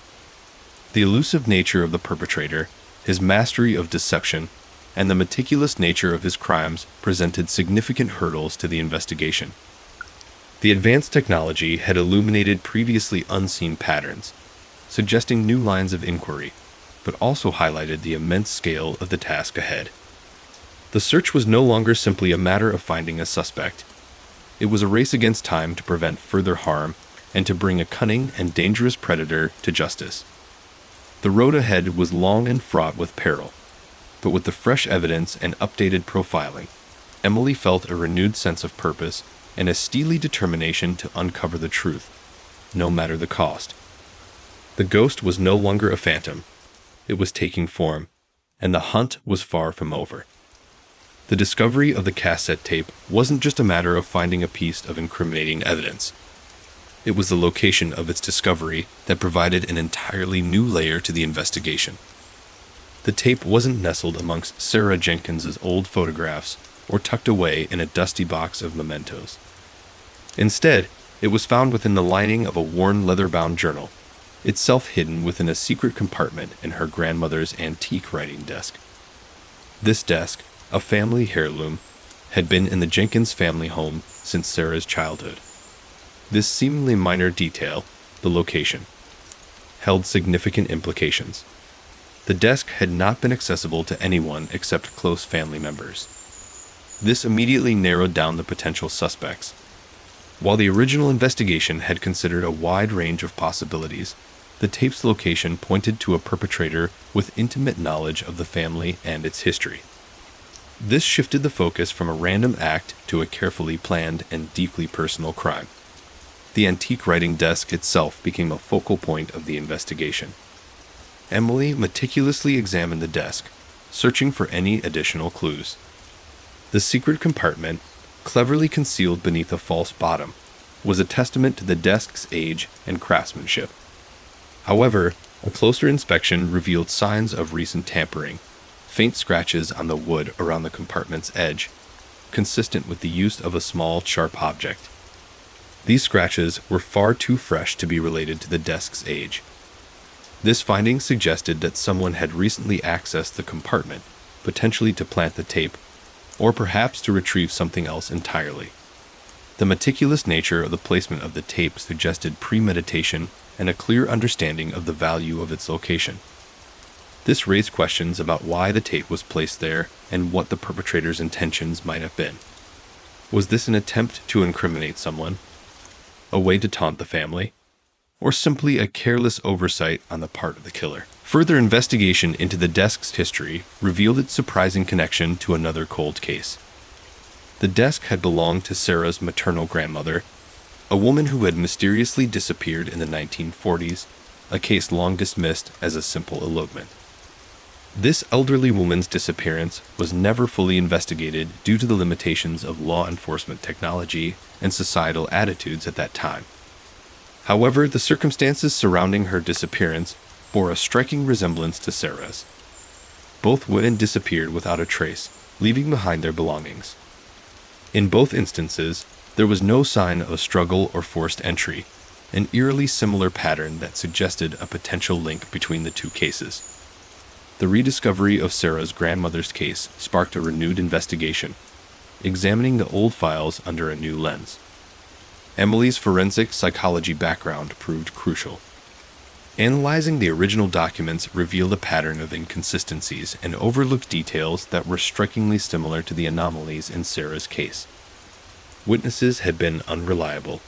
Accounts were vague and descriptions of suspects were generic. The 1940s investigation, much like the 1986 investigation, had been hampered by the technological limitations of its time. The similarities between the two disappearances extended beyond the circumstantial evidence. Emily discovered an old photograph within the secret compartment of the writing desk, depicting Sarah's grandmother with a man who bore a striking resemblance to the vague description provided by the former electronics store employee, the man who had purchased the high-quality tape recorder. This photograph provided a potential link between the two cases. This man became a key focus of the investigation, representing a potential link between two seemingly unrelated cold cases. His description was not only similar to the man who purchased the recorder, but also closely resembled the vague descriptions in both cases. Emily's team employed advanced facial recognition software to enhance the photograph. While the results weren't definitive, providing only a partial match with a few individuals in databases of missing persons, the software did narrow down the possibilities. This sparked a comprehensive search of individuals fitting that description within the region and time period, looking into local crime records, censuses, and other public databases. This became an extremely time-consuming but necessary step in the investigation. The discovery of the tape within the antique desk, therefore, wasn't simply a fortunate find. It was a critical piece of evidence that unveiled a much larger, interconnected puzzle. The location itself served as a crucial link between two generations of Jenkins women, both victims of what appeared to be the same perpetrator. The secret compartment, the old photograph, and the similarities between the two cases all painted a picture of a meticulously planned series of crimes spanning decades, suggesting a perpetrator with remarkable patience, meticulous planning, and a chilling consistency in their modus operandi. The seemingly inconsequential details, the type of wood the desk was made from, the precise style of the secret compartment, the age and provenance of the journal containing the tape, all became essential elements of the investigation. Forensic experts examined the desk for fingerprints, fibers, and any trace evidence. The wood itself was analyzed to ascertain its origin and age, and the journal was carbon dated to confirm its age. These seemingly tedious tasks, often overlooked in less thorough investigations, provided valuable insights into the timeline of the crimes and potential links to other crimes committed by the same individual. The location also suggested a pattern of victim selection. Both Sarah and her grandmother were strong, independent women who resided in the same house and were deeply connected to the same objects. The meticulous choice of the location of the cassette tape suggested an intimate knowledge of the family's history and possessions, further strengthening the theory that the perpetrator was someone with a close connection to the family, or at least someone who had been able to observe the family and their belongings closely over an extended period. The investigation into the location broadened to include interviews with family members, neighbors, and anyone who might have had access to the house. This involved numerous interviews, each carefully documenting the interviewee's memories, relationships with Sarah and her grandmother, and possible access to the house. Each interview took hours and often revealed new details, expanding the scope of the investigation beyond simply identifying the perpetrator. Furthermore, Analyzing the psychological profile of potential suspects in light of the location of the tape was pivotal. The perpetrator's ability to access the hidden compartment suggested a high level of familiarity and stealth, pointing to someone who was not only intelligent, but also emotionally connected to the victims or the family, or someone with exceptional access. This new piece of information transformed the investigative strategy, making the psychological profiling a more specific and targeted approach. In conclusion, the location of the cassette tape was far more than a mere detail. It was a critical piece of the puzzle that opened up a new avenue of investigation, linking the disappearance of Sarah Jenkins to a potentially much larger conspiracy spanning multiple generations. The seemingly insignificant act of placing the tape in the antique desk's secret compartment revealed not only the perpetrator's meticulous planning, but also provided valuable clues about his or her relationship with the victims and their families, pushing the investigation closer to revealing the truth behind the chilling mystery. The seemingly mundane physicality of the evidence location became a gateway to the complex psychological motivations of the criminal. The investigation had transitioned from a search for a suspect to a hunt for the truth behind a carefully constructed web of deception spanning decades. The discovery of the cassette tape and its strategic placement within the antique writing desk dramatically altered the landscape of the investigation, forcing a critical re-evaluation of all existing evidence, particularly the witness testimonies from the original 1986 case. The initial investigation, hampered by limited resources and the prevailing methodologies of the time, relied heavily on eyewitness accounts. These accounts, now viewed through the lens of the newly discovered evidence, revealed inconsistencies and ambiguities previously overlooked. The dishwasher, the sole witness to Sarah Jenkins's disappearance from the diner, had provided a vague description of a man leaving the establishment around the time of her vanishing. This description, initially deemed crucial, now seemed almost insignificant when compared to the depth of evidence, suggesting a more intricate, premeditated crime. His memory, potentially influenced by the stress of the situation and the passage of time, may have been unreliable, highlighting the inherent fallibility of eyewitness testimony. The inherent unreliability of eyewitness testimony is a well-documented phenomenon in forensic psychology. Memory is not a static recording device. It's a reconstructive process susceptible to distortions, biases, and suggestibility. Factors such as stress, trauma, and the passage of time can significantly impact the accuracy of a witness's recollection. The stress of witnessing a potential crime, for example, can narrow a witness's focus, leading to incomplete or inaccurate observations. The brain, under duress, may prioritize certain details while neglecting others, resulting in fragmented or distorted memories. In the case of the dishwasher, the pressure of being the only witness, coupled with the shock of the event, could have significantly compromised the accuracy of his recollection. Moreover, passage of time introduces another layer of complexity. Memories fade, details become blurred, and the influence of external factors, such as media coverage and discussions with others, can inadvertently shape and alter the original memory. The dishwasher, over the intervening decades, may have inadvertently incorporated details from subsequent media reports or conversations into his recollection, unconsciously altering his initial memory.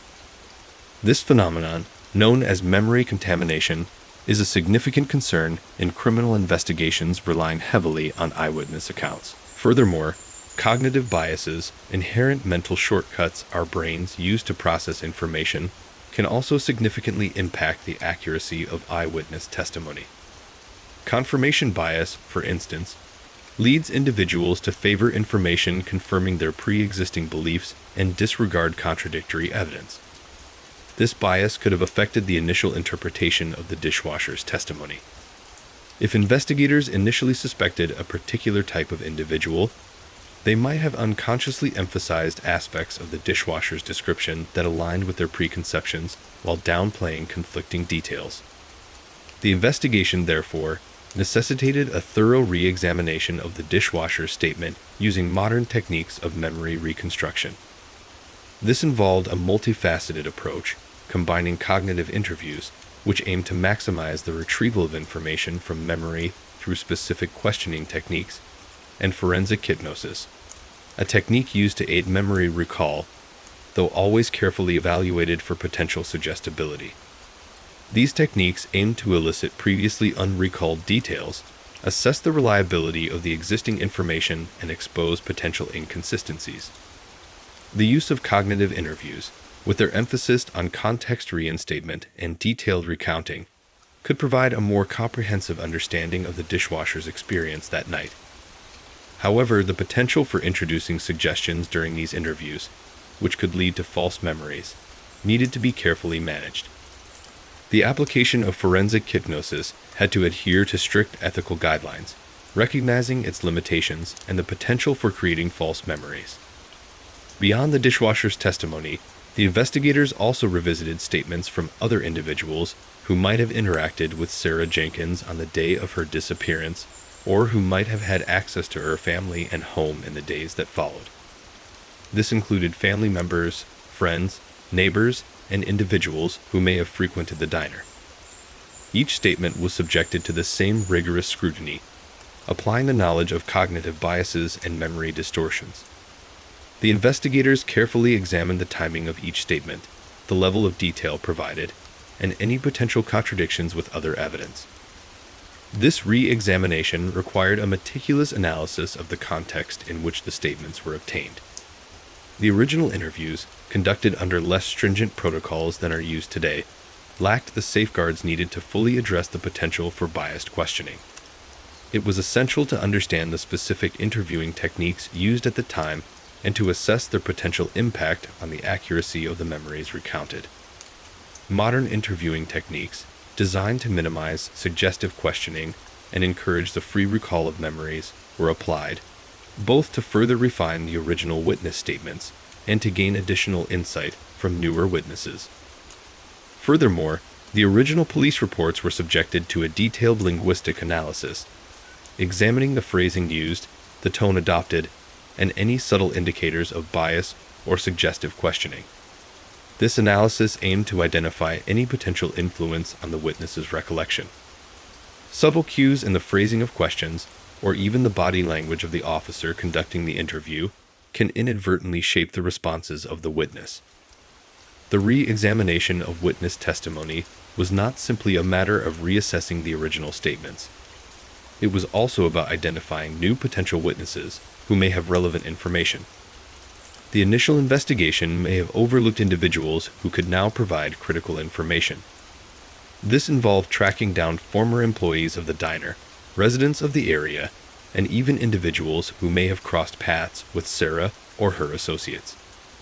The investigators developed a comprehensive timeline of events and identified possible points of contact that had not been explored in the original investigation, further expanding the pool of potential witnesses. Each new witness statement was treated with the same rigorous analysis that had been applied to the original statements, carefully examining for cognitive biases and memory inconsistencies. The process of reconstituting these witness accounts, taking into account the passage of time, the inherent limitations of human memory, and the influence of cognitive biases, was painstaking but crucial. It highlighted the critical need for careful, scientifically informed interviewing techniques in any criminal investigation and underscored the limitations of relying solely on eyewitness accounts, particularly in cases involving long periods of time that can distort memory and introduce the effects of various forms of contamination. The new information uncovered as a result of the detailed re-examination of witness testimony and the application of advanced investigative techniques became integral to solving the mystery surrounding Sarah Jenkins's disappearance and connecting it to the cold case of her grandmother. The thorough and systematic approach to witness testimony revision became a keystone in unlocking the decades-old secrets. The unearthed cassette tape, a chilling testament to a crime strikingly similar to Sarah Jenkins's disappearance, provided a crucial piece of the puzzle. But its significance extended far beyond simply confirming a pattern. The tape, with its precise details and calm, almost clinical narration, offered a glimpse into the mind of the perpetrator, allowing for a far more refined psychological profile than had been possible with the limited evidence of the original investigation. The seemingly detached tone of the voice on the tape suggested a degree of psychopathy, a lack of empathy and remorse, a characteristic often found in individuals who commit violent crimes. The meticulous planning evident in the crime, as revealed by the tape's contents, indicated a high level of intelligence and a capacity for forethought. The perpetrator hadn't acted impulsively.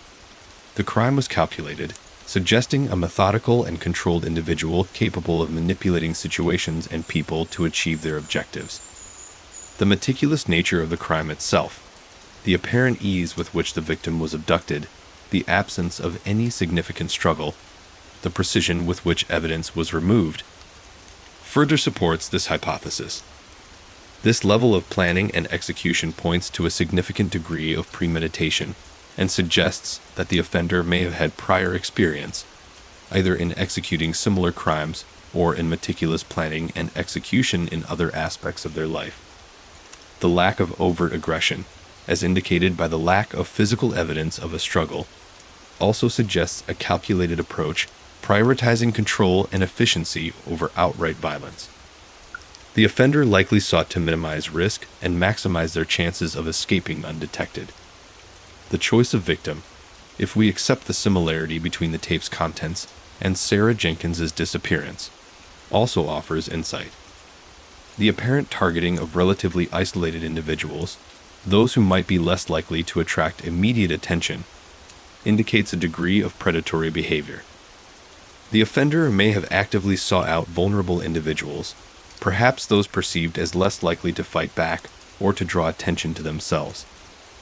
This pattern of behavior suggests a level of confidence bordering on arrogance, belief in their ability to outsmart law enforcement and to avoid detection. Examining the timeline, the 5-day gap between Sarah Jenkins's disappearance and the recording of the cassette tape is also crucial. This delay could suggest several possibilities. It could indicate a period of planning and preparation, perhaps to ensure the thorough removal of evidence or to establish an alibi. Alternatively, it might reflect the offender's need to process the event, to ensure they maintain emotional control, and to solidify their strategy for avoiding detection. The delay itself suggests a capacity for self-regulation, a control over emotions that contrasts sharply with the calculated cruelty indicated by the details of the crime itself. Further analysis of the voice on the tape reveals subtle clues about the offender's background and social interactions. The articulation, vocabulary, and even the subtle inflections in the voice suggest a degree of education and a certain social sophistication. However, the clinical detachment and lack of emotional connection in the narration suggest a disconnect between intellect and emotion, further reinforcing the assessment of psychopathy. This seemingly contradictory combination, high intelligence coupled with a lack of empathy, is a common profile seen in serial offenders. The choice of the medium, a cassette tape, deliberately placed amongst Sarah Jenkins's possessions, suggests a calculated attempt at psychological manipulation. The placement of the tape was not accidental. It suggests an intent to taunt or torment the victim's family, a deliberate attempt to inflict further emotional distress. This intentional provocation underscores the offender's lack of empathy and their satisfaction in controlling and manipulating those around them. The information on the tape may also provide clues to the offender's motivations. Were these acts solely driven by a need for power and control, or did they stem from deeper-seated psychological issues, such as unresolved childhood trauma or an ingrained sense of inadequacy? While the tape offers a window into the perpetrator's actions, determining their underlying motivations remains a significant challenge. The absence of any apparent financial gain or sexual motivation in the crimes suggests that the primary motive may be rooted in the satisfaction derived from exerting control and inflicting suffering. However, one must resist the tendency to over-interpret the information gleaned from the tape. While the cassette provides a valuable glimpse into the offender's mindset, it is essential to remain cautious and to avoid making assumptions based solely on this limited information. The details presented should be viewed within the broader context of the entire investigation, and every aspect should be carefully examined to avoid reaching premature conclusions or making assumptions. Further investigation is necessary to determine whether there are any links between the voiced on the tape and other unsolved cases. Investigating the psychological makeup of the offender necessitates a careful review of any relationships the perpetrator might have had with the victims. Were the victims randomly chosen, or were there any prior connections or patterns indicating a possible relationship between the offender and the victims? The apparent lack of overt violence could suggest the offender knew the victims, or at least had access to information about their lives and routines. The overall psychological profile emerging from the analysis points towards a highly intelligent, meticulous individual with psychopathic traits. This individual is capable of meticulous planning, exhibiting a degree of predatory behavior and demonstrating a distinct lack of empathy or remorse. The calculated nature of the crimes, combined with the apparent desire to taunt the families of the victims, suggests a complex personality driven by the need for control and the enjoyment of inflicting suffering. However, further investigation into the offender's past and relationships will be crucial in piecing together a complete picture of their motivations and their potential connections to the victims. The work is far from over.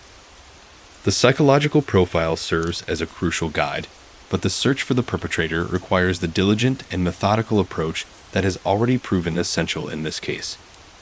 Each new piece of evidence must be painstakingly evaluated, cross-referenced, and integrated into the overall picture as the pursuit of justice continues. The psychological profile offers valuable insights, but is only one piece of a complex puzzle. The real challenge lies in utilizing this knowledge to identify and apprehend the perpetrator. Building a case, particularly in a cold case resurrected after decades, requires more than simply accumulating evidence.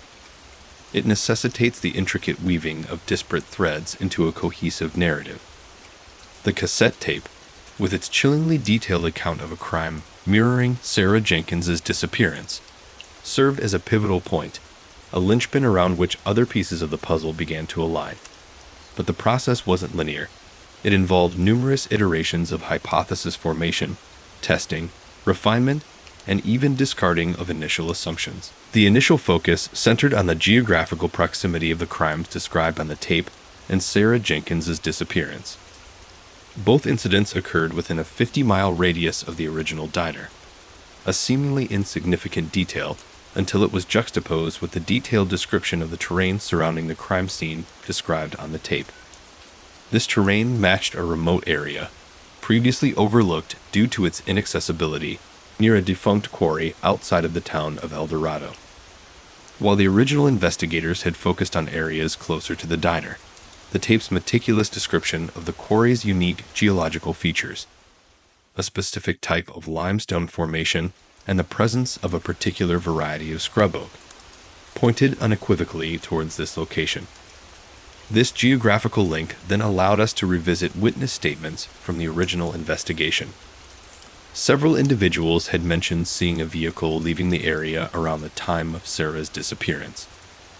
However, these statements were vague, providing limited descriptive details, resulting in dead ends during the original investigation. Equipped with the more precise location provided by the tape, we were able to re-examine these witness statements with fresh eyes. Several witnesses remembered a distinctive feature of the vehicle, a faded paint job on the hood, a detail that had been previously dismissed as insignificant. This recollection, coupled with the geographical corroboration, now held significant weight. The next phase involved meticulously analyzing the methodology of the crimes. The cassette tape revealed a clear pattern. The victims were targeted in isolated settings, abducted with minimal struggle, and evidence meticulously removed. This pattern of meticulous planning, coupled with the lack of overt violence, suggested a highly organized and controlled individual, an individual who valued efficiency and stealth above brute force. This contrasted sharply with the profiles initially developed by law enforcement during the initial investigation, profiles that had leaned towards impulsive acts of violence. This shift in the understanding of the perpetrator's modus operandi led to a reassessment of the original evidence. The lack of physical evidence at Sarah Jenkins's original crime scene, initially interpreted as the result of a hasty and disorganized crime, now took on a new meaning. The lack of forensic evidence, we realized, might not be the result of incompetence or poor investigative practices, but rather a testament to the perpetrator's skill in obscuring their actions.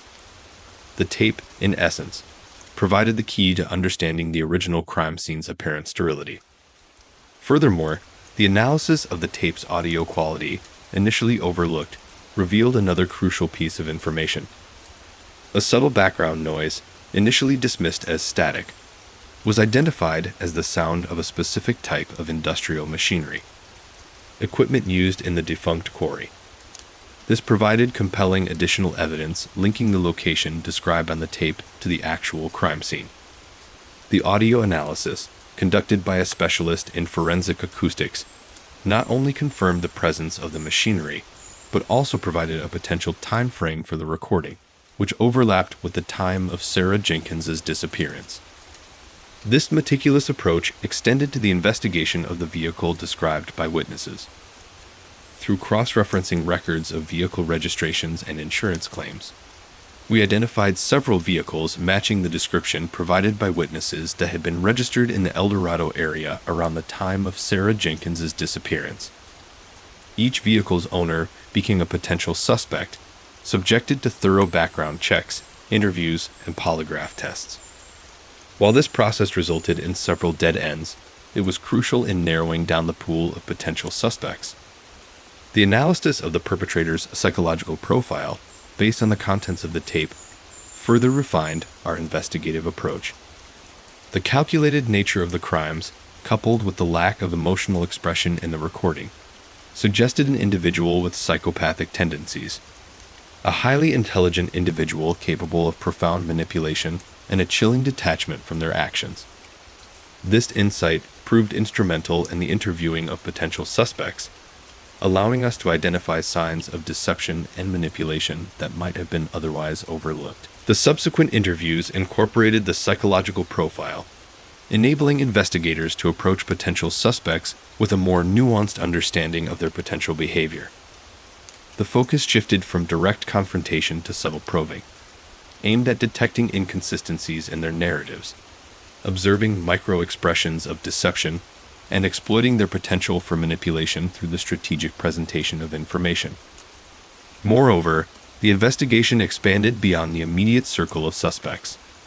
The case file was re-examined to identify any other unsolved disappearances or cases that might bear similarities to Sarah Jenkins's case and those detailed on the tape.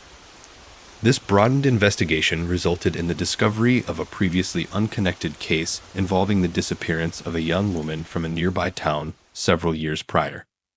The similarities between the two cases, both in terms of victim profile and modus operandi, were striking. This new connection broadened the scope of the investigation exponentially. The initial focus had been on a single, seemingly isolated incident. The discovery of the second connected case revealed a pattern, a chilling sequence of events stretching back years, indicating a potential serial offender.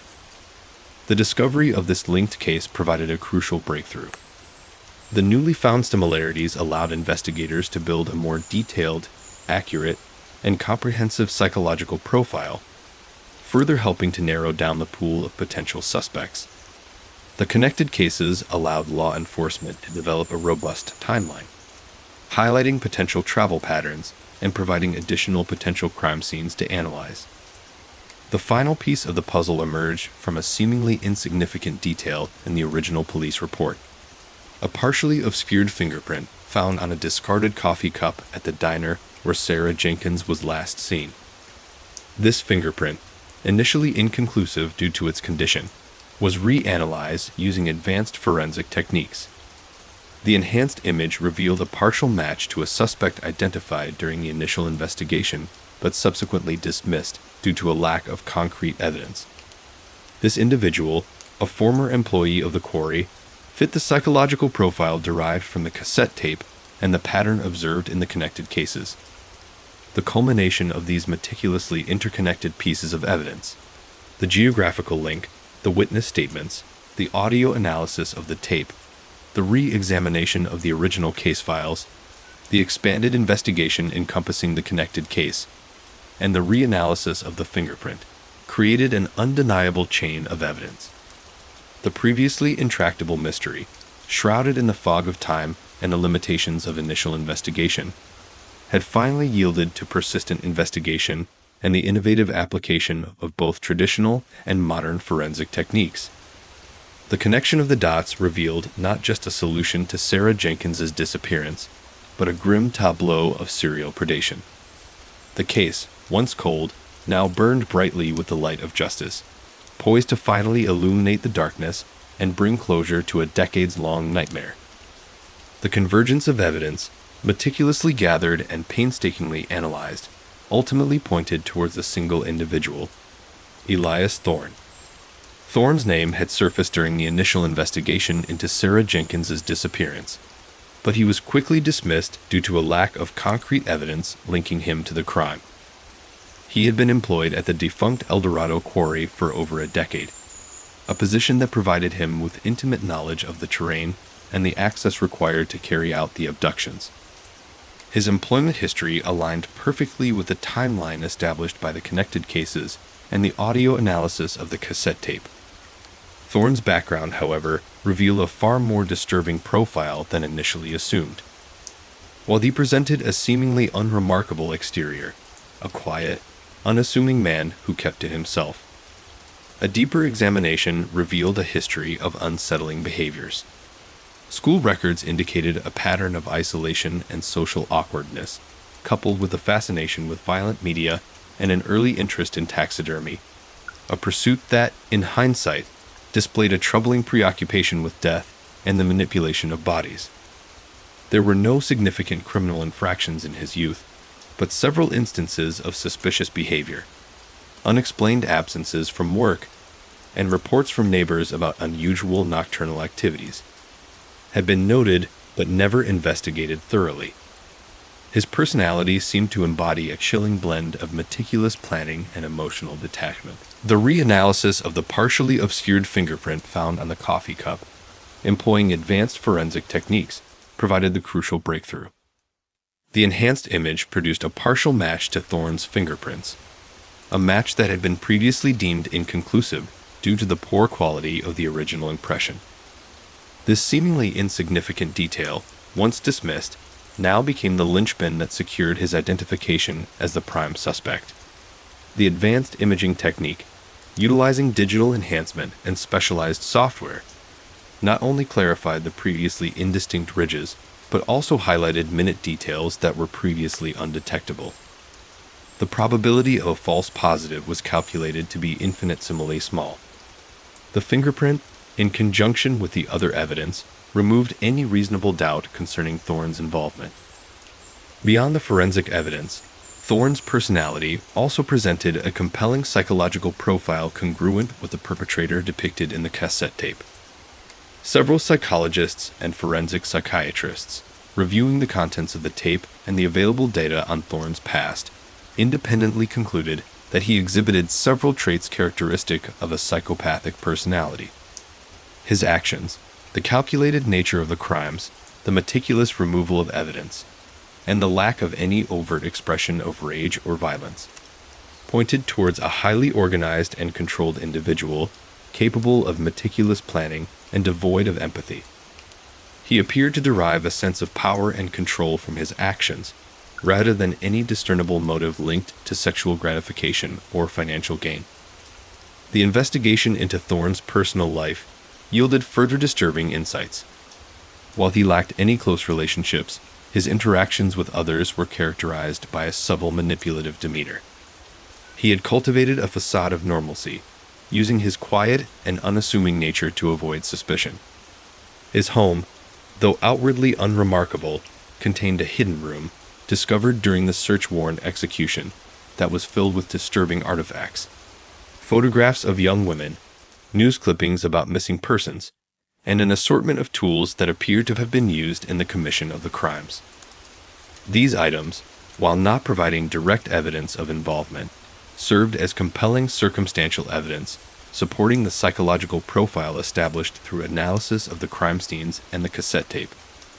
The investigation also revealed an intriguing pattern in Thorne's travel history, documented through rental car records and toll booth receipts that corroborated the timeline of the connected cases. His rental vehicles closely matched the descriptions provided by witnesses in both Sarah Jenkins's case and the other unsolved disappearances. The pattern showed a systematic progression, starting with El Dorado and extending to the surrounding towns, suggesting a targeted selection of victims and an increasingly bold confidence in his ability to elude capture. These travel patterns, combined with the forensic evidence and psychological profile, presented an overwhelmingly compelling case against him. The discovery of Thorne's detailed journals further solidified his role as the prime suspect. These journals, meticulously kept over several years, contained chilling entries detailing the planning and execution of the abductions. They chronicled not only the logistical details of his crimes, the selection of victims, the choice of secluded locations, and the methods employed for abduction and disposal, but also revealed his disturbing thought processes and chilling justifications for his actions. The journals detailed his meticulous preparation, the calculated risks he took, and his satisfaction in escaping detection. They revealed a mind obsessed with control, a personality defined by a chilling detachment and a profound lack of empathy. The content of Thorne's journals, coupled with the other evidence, painted a disturbing picture of a man operating with calculated precision, demonstrating a chilling understanding of the methods and intricacies of evading law enforcement. He wasn't a reckless killer, but a deliberate predator who meticulously planned each stage of his horrific actions. His journals detailed his self-congratulatory musings about outsmarting law enforcement during previous incidents, a sinister validation of his manipulative strategies and his perceived superiority. The lack of a clear motive initially presented a challenge to the investigators. However, upon deeper analysis of Thorne's journals, a complex pattern emerged. His motivations did not appear to stem from simple sexual gratification or financial gain, but rather from a profound need for control and a deep-seated desire to inflict power over others. The abductions seemed to be a meticulously orchestrated demonstration of dominance, allowing him to manipulate and control the lives of his victims. His satisfaction wasn't derived from the act of killing itself, but from the calculated manipulation and control he exerted during the pre-abduction and abduction processes. He seemingly reveled in the thrill of evading detection, in the near impossibility of linking him to these crimes, thereby building up his self-image of supreme intelligence and invincibility. The integration of the forensic evidence, the behavioral analysis derived from his journals, the detailed psychological profiles, and the compelling corroboration of his movements, all pointed unequivocally to Elias Thorne as the perpetrator. His case highlights the importance of revisiting cold cases with fresh perspectives and applying the latest forensic and investigative techniques. The initially overlooked details, the seemingly insignificant inconsistencies, had been resurrected and woven together to create an insurmountable web of evidence, revealing the truth hidden beneath decades of uncertainty. The once cold case of Sarah Jenkins, now reopened and revitalized, served as a grim testament to the persistence of justice and the power of collaborative investigative methods.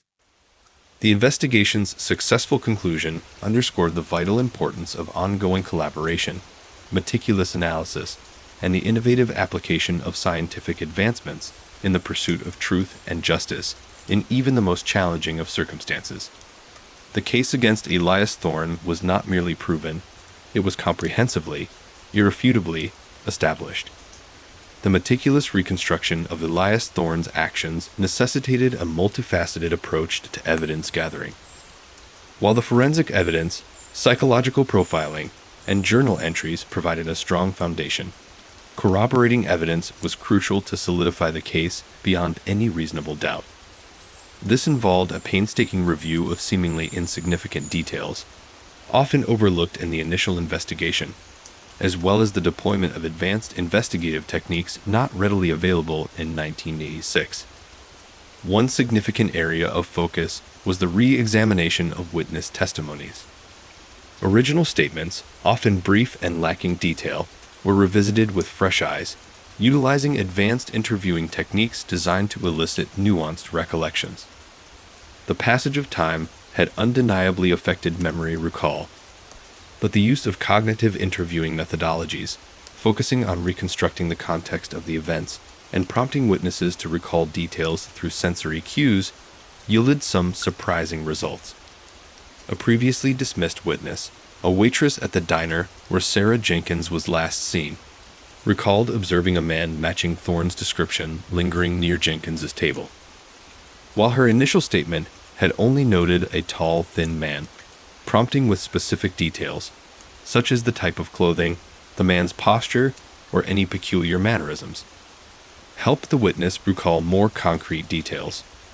She remembered noticing a distinctive scar on his left hand, a detail that perfectly matched a scar noted in Thorne's medical records from a childhood accident. This small detail, initially overlooked, now served as a significant corroborative piece of the puzzle. Similar techniques were employed with other witnesses from related cases. While many details remained fuzzy, consistent patterns emerged.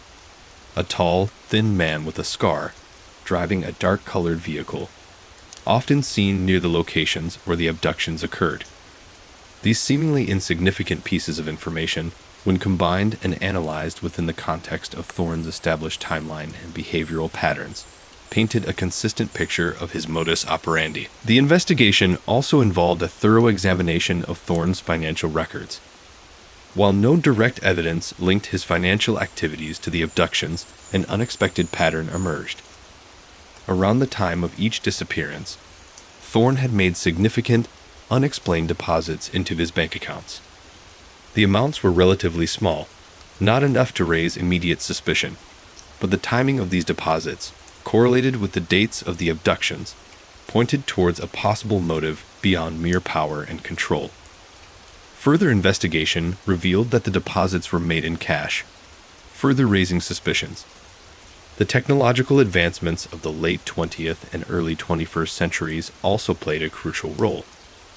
Digital mapping and geographic profiling software allowed investigators to analyze Thorne's movements, plotting his travel patterns based on rental car records, toll booth receipts, and cell phone data when available.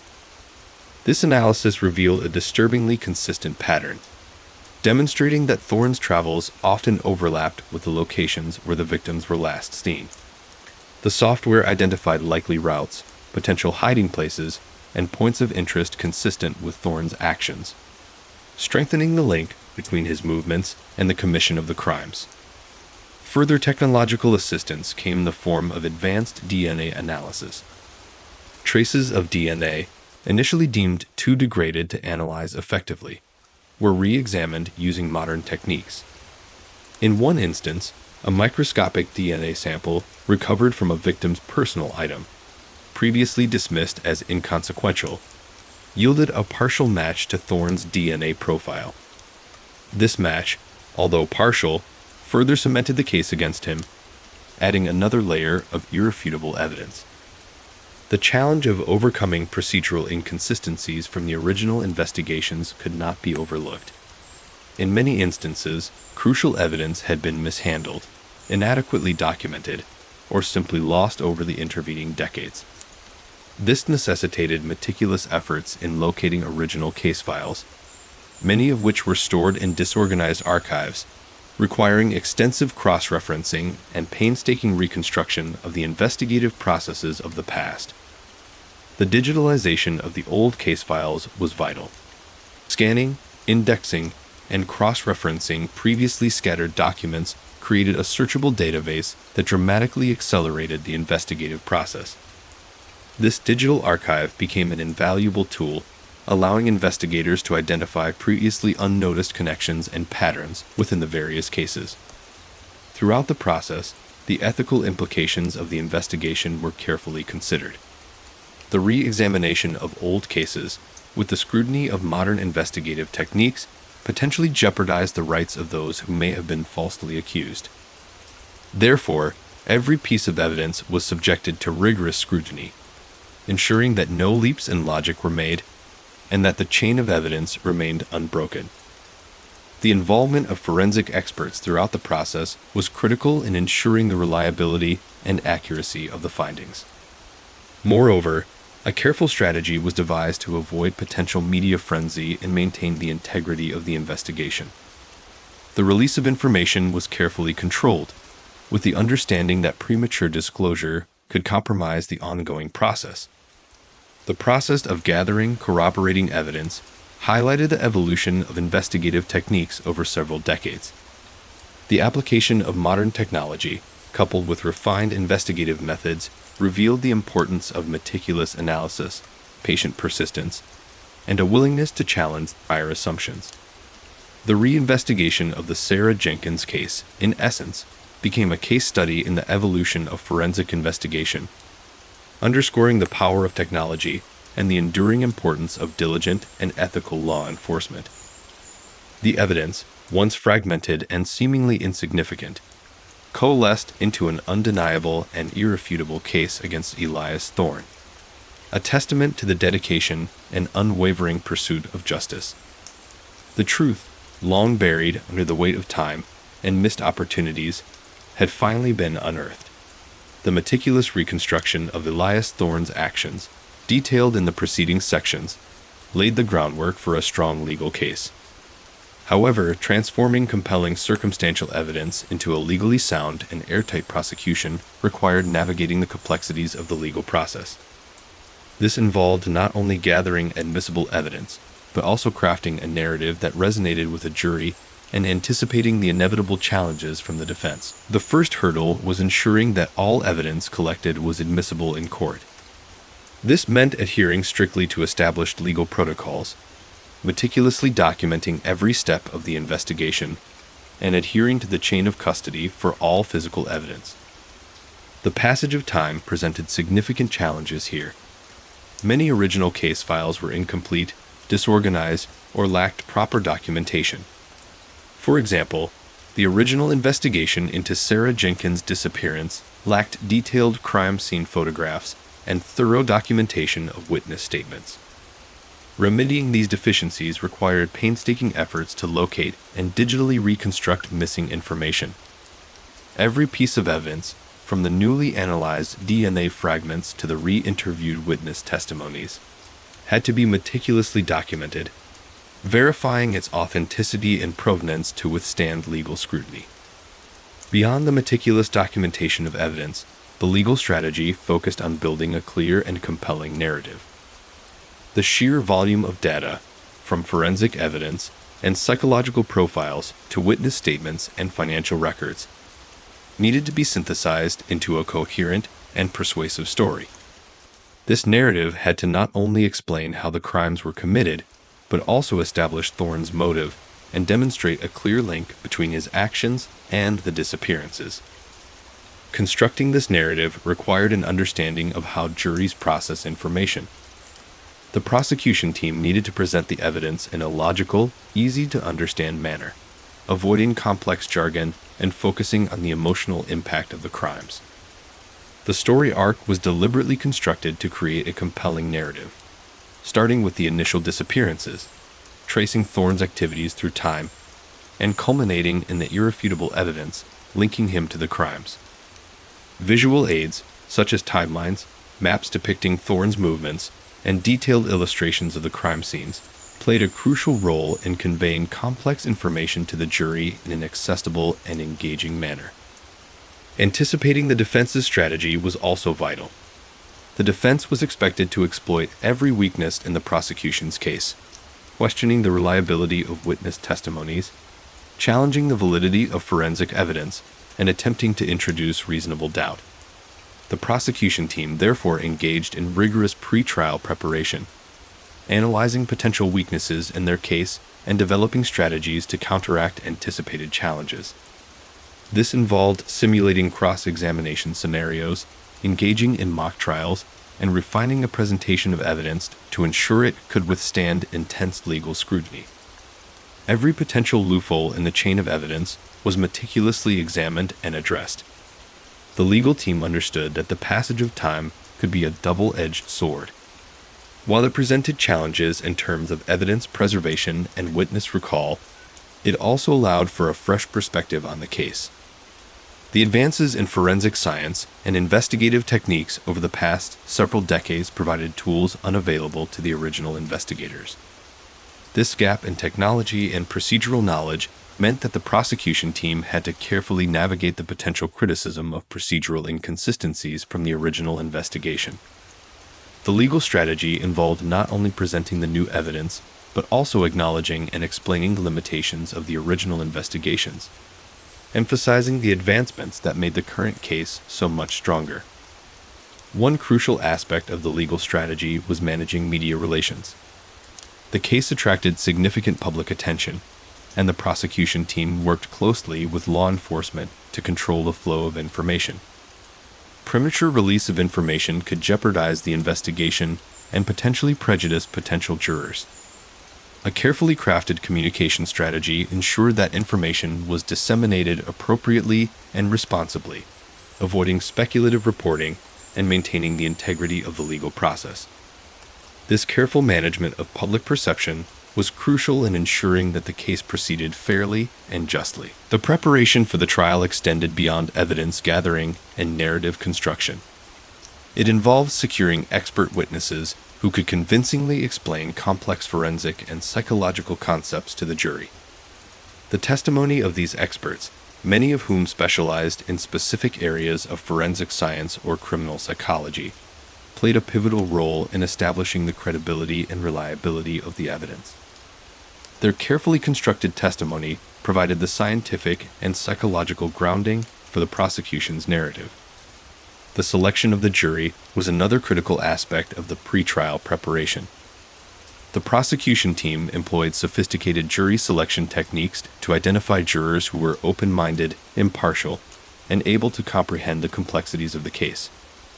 Understanding the psychological profiles of potential jurors allowed the team to carefully assemble a jury receptive to the evidence and likely to render a fair verdict. The legal proceedings themselves presented a unique set of challenges.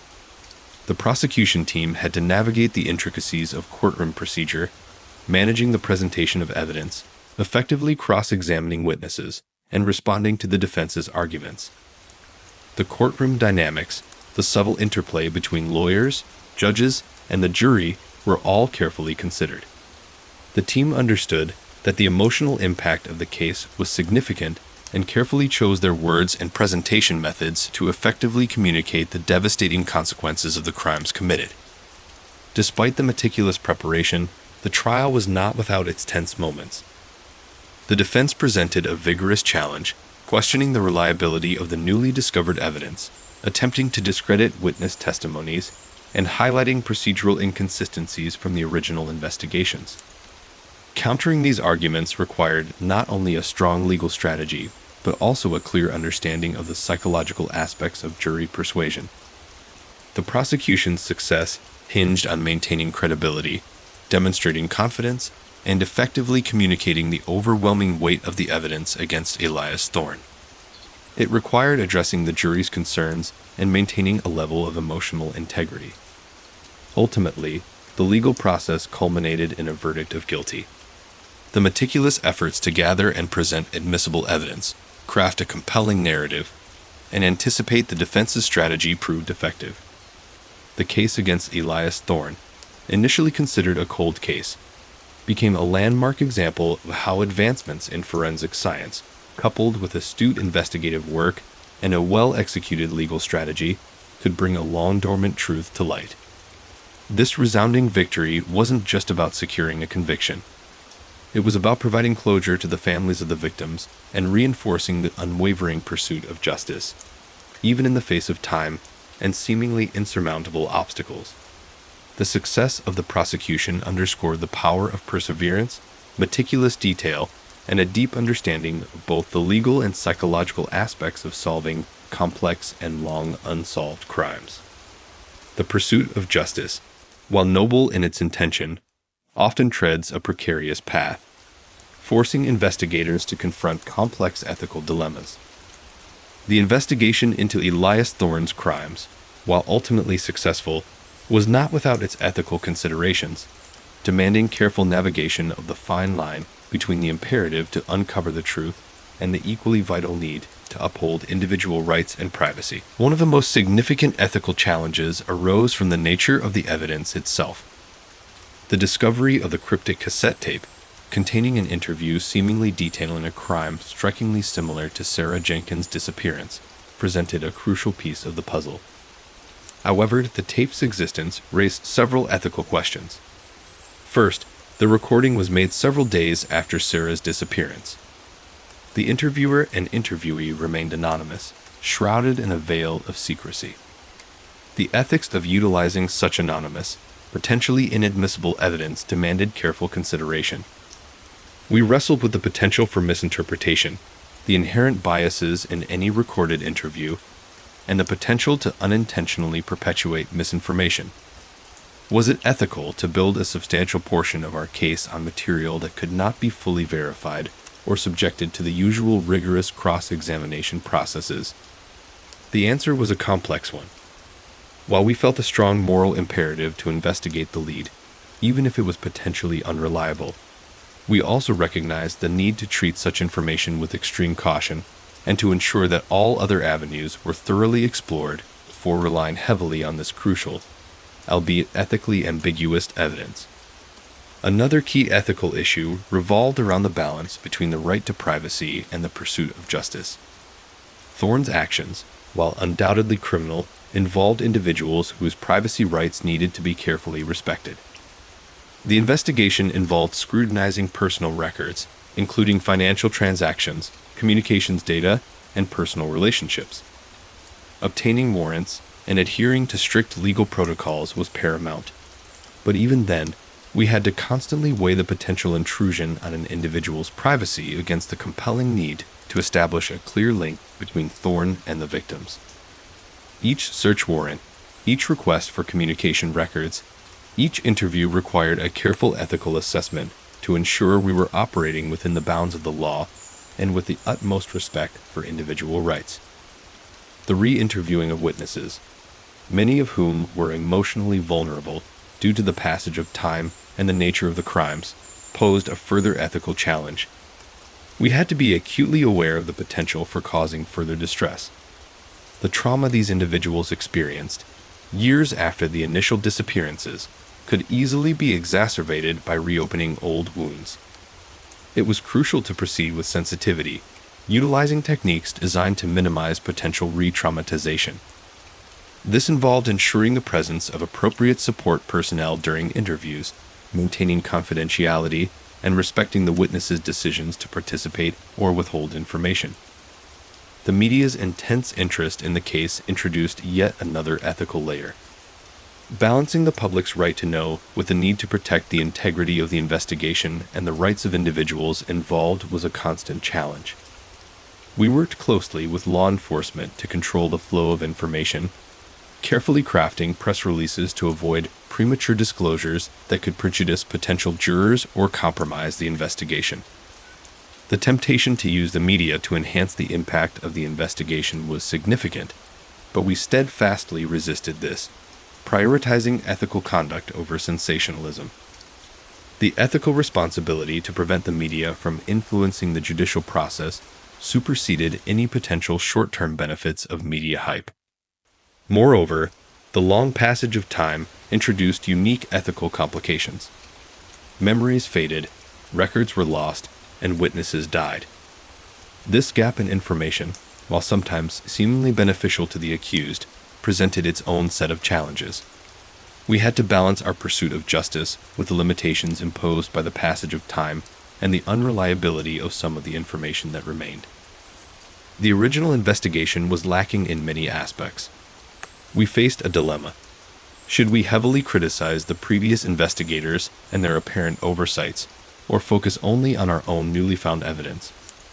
We had to approach the discrepancies with a balanced and nuanced perspective, acknowledging the limitations of the initial investigation while simultaneously presenting the strength of our more updated methods.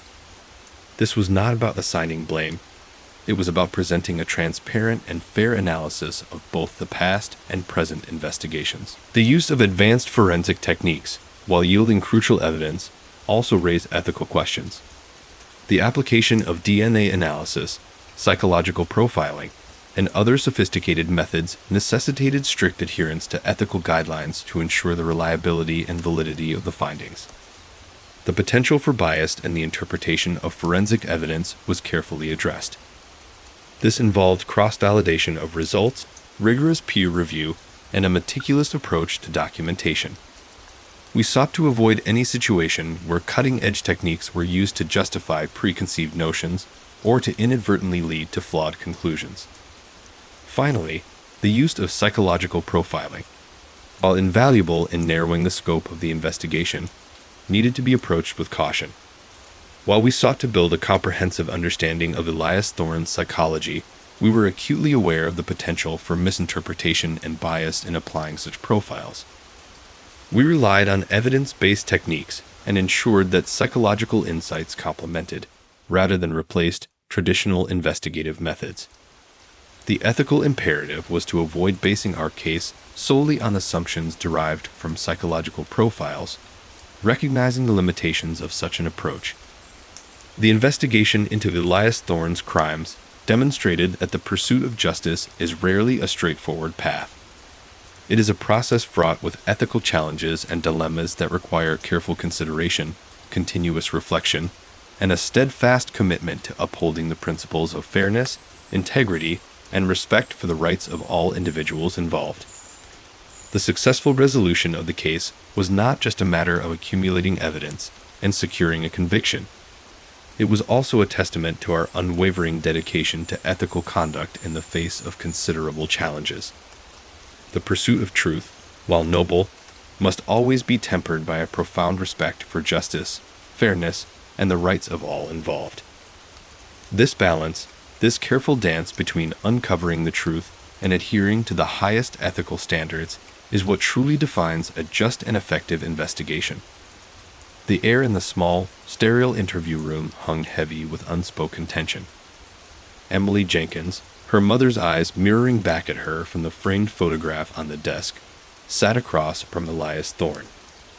He was older than she'd imagined, his face etched with the map of a life lived largely in shadows, his eyes holding a disconcerting stillness. The years had softened his features, but hadn't erased the underlying hardness that radiated from him. He was dressed impeccably, a stark contrast to the grainy images she'd seen in the decades-old case files. Images of a younger, more reckless man. This was a controlled, calculated presentation, a carefully constructed facade. The initial silence stretched, punctuated only by the hum of the air conditioning, a sound that now felt invasive, like a constant, unwelcome witness. Emily, armed with years of forensic psychology training and the burning need for answers, initiated the interrogation. She hadn't come to this confrontation expecting a confession. Instead, she aimed to unravel the intricate layers of his personality, to find the cracks in his composure, the subtle slips in his narrative that could betray his guilt. She began with open-ended questions, allowing him to set the tone, to reveal his preferred mode of communication, his chosen narrative. "Mr. Thorne," she started, her voice calm but firm, "we have reason to believe you may have some information regarding the disappearance of Sarah Jenkins in 1986. She watched him closely, noting the barely perceptible flicker in his eyes, a fleeting hesitation that spoke volumes. He maintained a composure that bordered on arrogance, a subtle display of defiance masking, perhaps, a deeper unease. He responded with a practiced nonchalance, denying any involvement. "Ms. Jenkins, I assure you, I've never met your mother. I've been cooperating fully with the authorities, providing any information that I could recall from that time." His tone was smooth, practiced, each word carefully chosen, but Emily detected the subtle tremor in his voice, the barely concealed strain in his attempt to maintain control. Emily persisted, meticulously piecing together the puzzle of his past, drawing on the case files, the cassette tape, and the insights gained from her research. She presented him with seemingly insignificant details, the names of people he knew, locations he'd frequented, seemingly unrelated events that she'd hoped would trigger a reaction, a subconscious slip-up that could unravel his meticulously constructed defense. His answers were calculated, his explanations meticulous. He denied any knowledge of the anonymous interview on the cassette tape, claiming it was a fabrication, a smear campaign against him.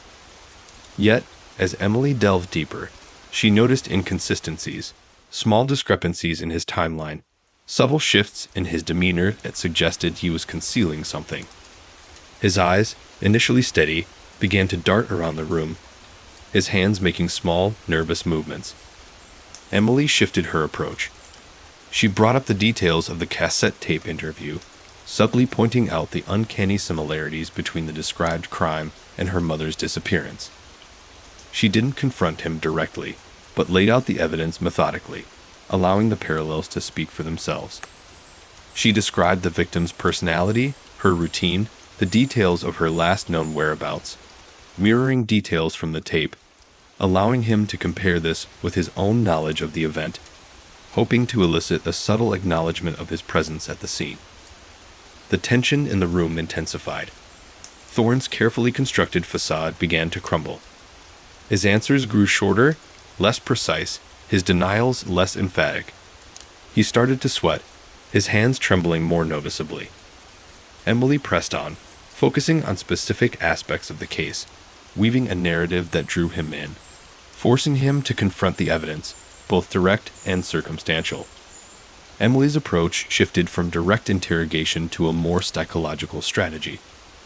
She spoke about her mother, sharing anecdotes, revealing her personal life, her dreams, and her fears. She painted a vivid picture of a loving mother, a cherished daughter, a victim of a heinous crime. She aimed not to provoke a confession, but to evoke empathy, to break through his defensive wall, to reach the vulnerable core of his personality. It was during this shift in her approach that Thorne's defenses finally fractured. He wasn't just a calculated criminal, but also a man tormented by his actions, consumed by guilt and regret. Emily's emotional appeal struck a chord, opening a pathway to his suppressed memories and buried emotions. He began to speak, not as a suspect deflecting accusations, but as a man grappling with a lifetime of secrets. His story, as it slowly unfolded, was a grim tale of obsession, betrayal, and violent impulses. A story that revealed a network of deceit, manipulation, and ultimately, a crime far more complex and far-reaching than initially thought. Emily listened intently, carefully observing his emotional state, the subtle nuances of his body language, and the patterns of his speech.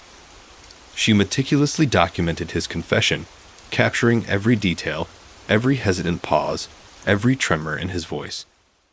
The confession was not a straightforward admission of guilt, but rather a fragmented narrative, a piecemeal account that required careful analysis and interpretation.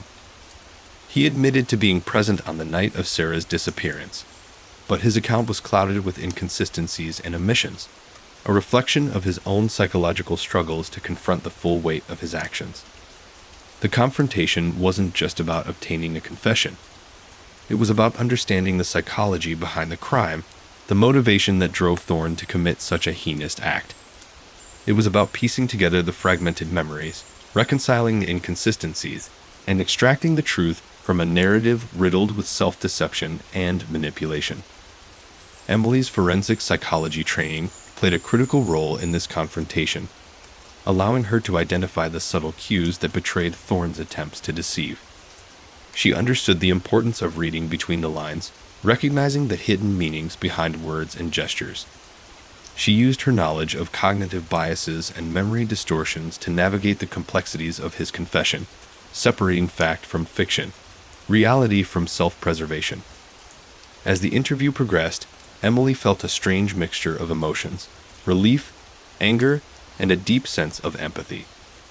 Relief that the long unsolved mystery was finally being unraveled, anger at the senseless violence that had robbed her mother of her life, and empathy for the tortured soul sitting across from her, a man wrestling with his own demons, a prisoner of his past. The confrontation ended not with a slam of the gavel or a triumphant cry of justice, but with a heavy silence, a shared understanding of the devastation wrought by Thorne's actions, a recognition of the complexity of human nature, and the devastating consequences of unchecked impulses.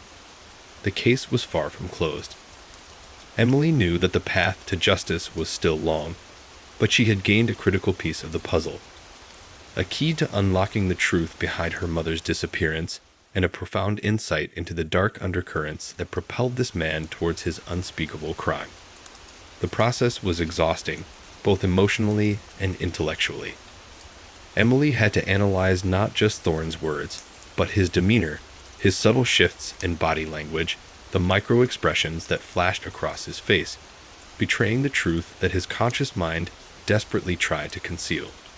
She knew that the detailed analysis of his confession, the correlation of his words with the physical evidence, would be crucial in building a solid case against him. It was not just about obtaining a confession, but about building an airtight case that could withstand the scrutiny of the legal process. Days later, as she reviewed the transcripts of the interview, Emily reflected on the encounter. The confrontation had been more than just an interrogation. It was a psychological duel, a battle of wits and wills, a journey into the darkest recesses of the human mind. The case was far from resolved. There was still much work to be done. Analyzing forensic evidence, corroborating Thorne's statements with external sources, and navigating the complexities of legal procedures. But this was a significant step forward, a turning point in the investigation. The confrontation with Elias Thorne had not only yielded a confession, but also provided invaluable insight into the psychology of a killer, unlocking the secrets that lay buried within a cold case, revealing a truth that had been hidden for decades, a truth that would ultimately bring her closer to understanding her mother's disappearance, and perhaps finally, to peace. The unraveling of the truth was a gradual process, a meticulous piecing together of evidence, a careful navigation of the complexities of human memory and deception, and the weight of a profound loss. The arrest of Elias Thorne wasn't a dramatic takedown, no Hollywood-style raid. It was quiet, almost anticlimactic, occurring at his meticulously kept home on the outskirts of Austin. He was served with a warrant early one crisp autumn morning, the surprise evident in his initially controlled demeanor, quickly replaced by a mask of bewildered resignation. The police presence was minimal, a calculated strategy to avoid unnecessary attention or the potential for escalating the situation. The officers, briefed on his past behavior and psychological profile, handled the arrest with a calm professionalism, preventing any potential outbursts or displays of defiance. Thorne offered no resistance, his hands offered calmly as the cuffs clicked shut, a stark contrast to the carefully constructed facade he presented during our earlier encounters. The drive to the precinct was brief, a silent journey punctuated only by the rhythmic sweep of the windshield wipers against the misty morning air. Thorne remained silent, his gaze fixed on the blurred landscape outside the car window. The silence was heavy, laden with the weight of unspoken truths and the looming shadow of impending consequences. His silence wasn't defiant, but rather a reflective stillness, a stark contrast to the manipulative verbal agility he displayed during our previous interactions. It spoke volumes, the outward calm masking a storm of inner turmoil. The interrogation room was familiar. The sterile environment, the harsh fluorescent lighting, the ever-present hum of the air conditioning. All elements that had become almost ritualistic in my methodical pursuit of truth. Thorne was seated at the same table, the familiar photograph of my mother staring back at him, a silent witness to the proceedings. But the atmosphere was palpably different. The earlier tension, laced with the delicate dance of psychological maneuvering, was gone, replaced by a heavy sense of finality. He was no longer in control. I began the interrogation by reviewing the evidence, not in a confrontational manner, but with a measured, almost clinical approach. I presented the physical evidence, trace fibers found at the diner, matching those from his clothing, a partial fingerprint on a discarded coffee cup, and most compellingly, the the results of the soil analysis from his boots perfectly matching the soil composition at the site where Sarah's car was abandoned. Each piece of evidence was meticulously laid out, a factual tapestry woven around the narrative of the cassette tape. He listened intently, his usual composure replaced by a grim acceptance. He didn't interrupt, didn't attempt to argue or deny. His body language shifted subtly. A slight slump of the shoulders, a downward cast of his eyes, a subtle tightening of his jaw muscles. These were the telltale signs of a man coming to terms with his fate. A man weighed down by the crushing weight of his actions. The cassette tape presented its own set of challenges. The anonymous voice, initially so puzzling, was now placed firmly within the context of Thorne's confession. His reluctance to speak about that night, his initial denials, took on a new significance, revealing a calculated attempt to mislead and protect himself. I played sections of the tape, focusing on specific details that aligned with his statement, carefully highlighting the points of convergence. His response to the audio was telling. He listened passively, occasionally flinching at certain phrases, certain descriptions. His breathing grew heavier, and his hands began to tremble slightly. There was no outright denial, only a quiet acknowledgement of his involvement, confirmation of the reality he had so carefully tried to bury. Throughout the interrogation, my focus remained on understanding the psychology of the crime, not just securing a confession. I sought to understand the motivations, the triggers, the underlying psychological mechanisms that drove him to commit such a heinous act. I pressed him on his relationship with my mother, his accounts of their interactions, the details of their shared acquaintances, and other seemingly insignificant details. The truth emerged slowly, painfully, and in fragments. His confession was not a neatly packaged narrative, but a fractured mosaic of recollections, colored by self-deception and the distorting lens of regret. He described his obsession with my mother, an unhealthy fixation that spiraled into stalking, and eventually, violence. His account was peppered with omissions, inconsistencies, and attempts to minimize his culpability. However, the underlying truth remained intact, interwoven with his carefully constructed narrative. I used my forensic psychology expertise to navigate his fragmented memories, to discern between fact and fabrication, to sort through the layers of self-preservation and psychological defense mechanisms. His narrative was a complex interplay of guilt, regret, and a desperate need to rewrite the past, a past he couldn't outrun. The interrogation lasted for hours, a marathon of questioning, pauses, reassurances, and careful observations. I documented everything: his verbal responses, his body language, his emotional shifts, even the subtle changes in his breathing patterns. Each nuance, each micro-expression, became a valuable piece of the puzzle, contributing to a holistic understanding of his psychological state and the unfolding truth. The legal team was involved throughout, ensuring that the interrogation process adhered to all legal and ethical standards. Everything was meticulously documented, meticulously reviewed. The transcriptions, the video recordings, the detailed psychological assessments, all served as a comprehensive record of the interrogation process, creating a solid foundation for the subsequent prosecution. Analyzing Thorne's confession also involved dissecting his psychological profile. He was highly intelligent and possessed a remarkable capacity for manipulation and deceit. This manifested not only in his meticulous planning of the crime, but also in his attempts to control the narrative during the interrogation. His responses were carefully calculated, designed to minimize his culpability and deflect attention from the most damaging aspects of his actions. He exhibited a classic pattern of narcissistic traits, displaying a profound lack of empathy for his victim and a deep-seated belief in his own invincibility. This narcissistic delusion of grandeur fueled his initial confidence, masking the growing unease triggered by the mounting evidence. Our psychological analysis also pointed to the strong likelihood of underlying obsessive-compulsive tendencies. His meticulous grooming, his unwavering adherence to routine, and his obsession with control, these were not mere quirks. They were potential indicators of a deeper-seated psychological disorder. These tendencies were evident not only in his personal life, but also in the meticulous planning and execution of his crime, suggesting a pattern of obsessive behavior intricately intertwined with his personality.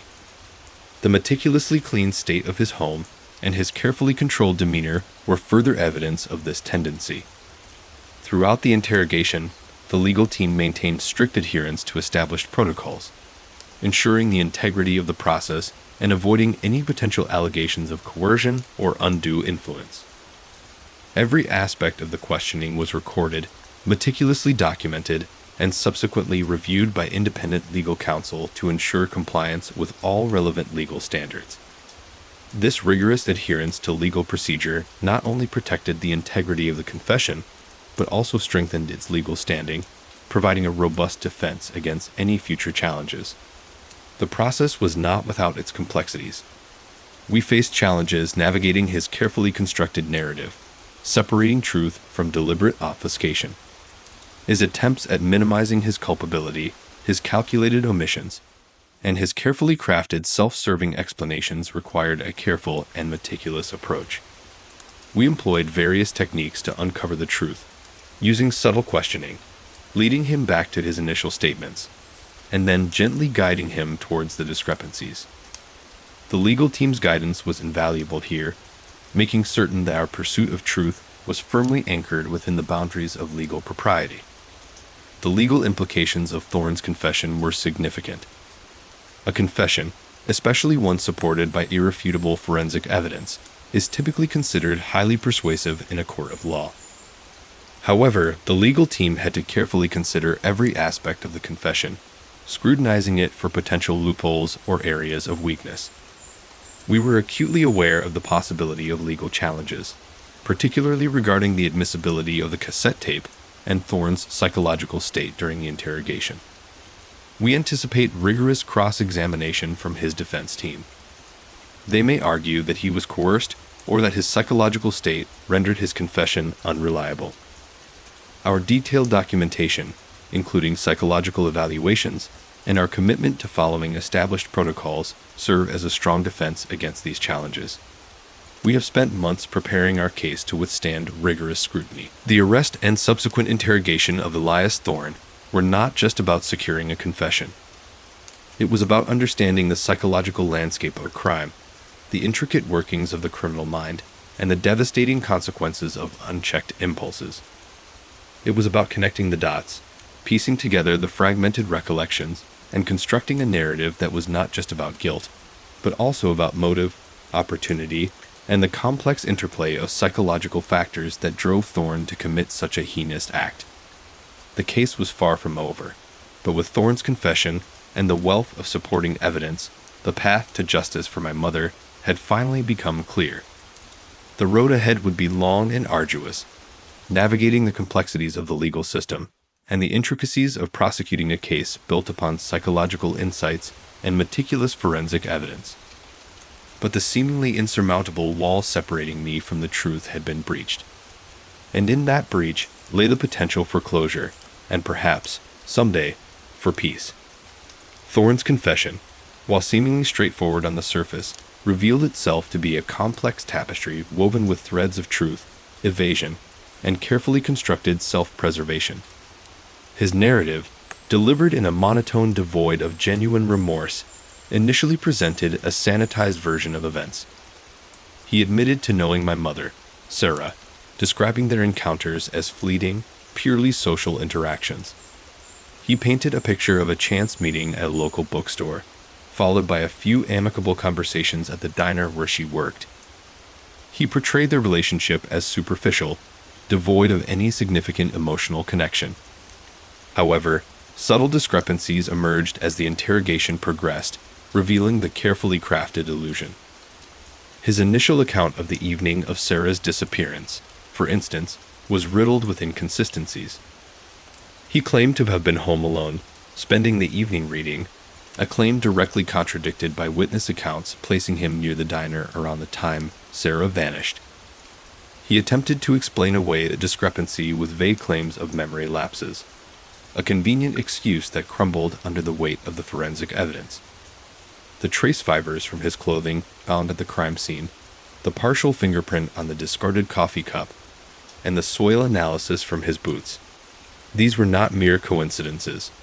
They were irrefutable pieces of a larger puzzle that painted a far more sinister picture.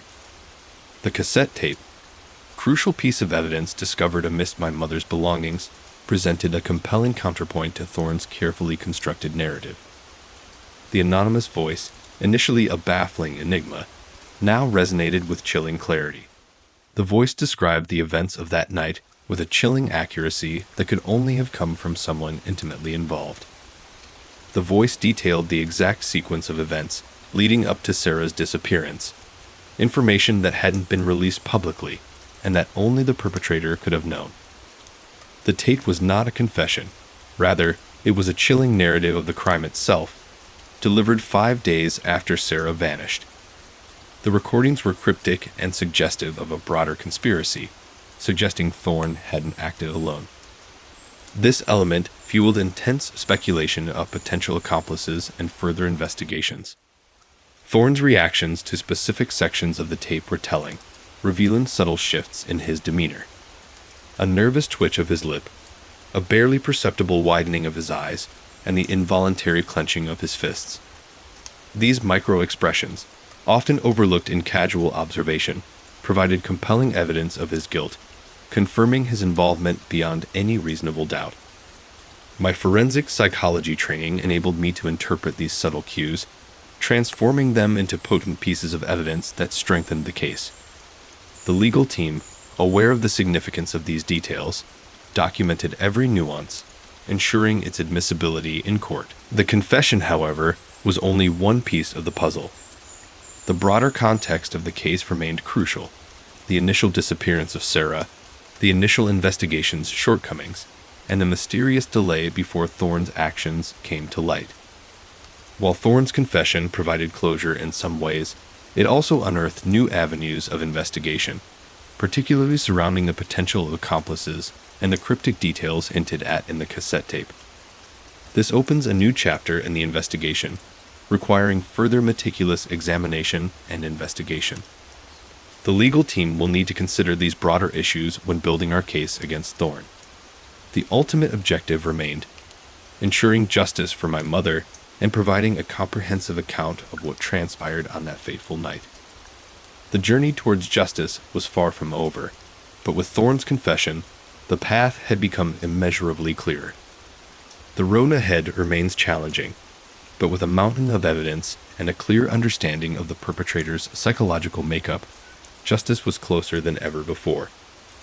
The trial of Arthur Thorne commenced 3 months after his confession. The courtroom, packed to capacity, buzzed with anticipation.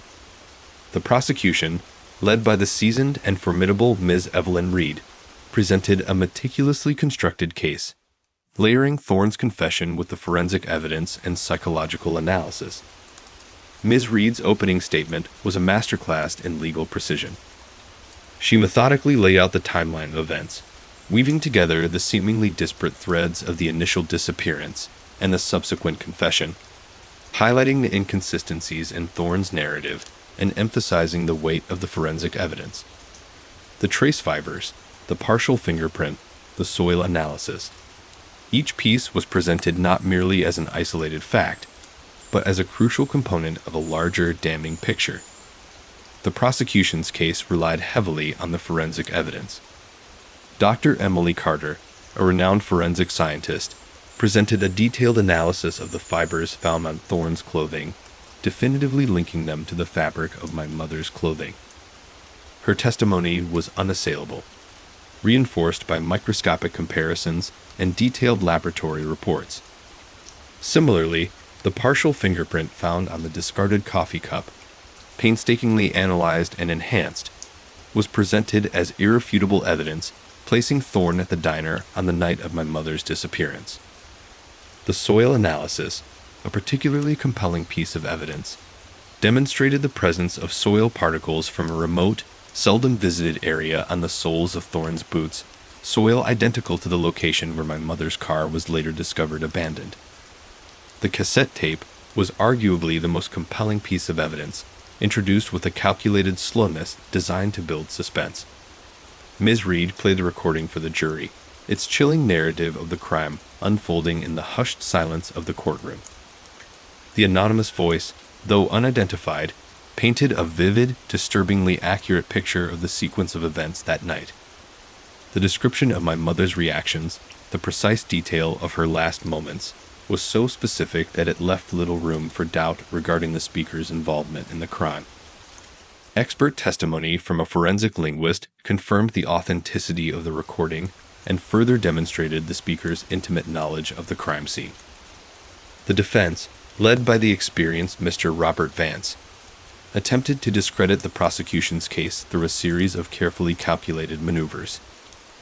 He attacked the credibility of the witnesses, pointing out minor inconsistencies in their statements and questioning the integrity of their memory. He argued that the forensic evidence was circumstantial and could be subject to misinterpretation. He challenged the admissibility of the cassette tape, claiming insufficient evidence to authenticate the voice or to link it definitively to Thorne. A significant portion of Mr. Vance's defense focused on discrediting the psychological profiling.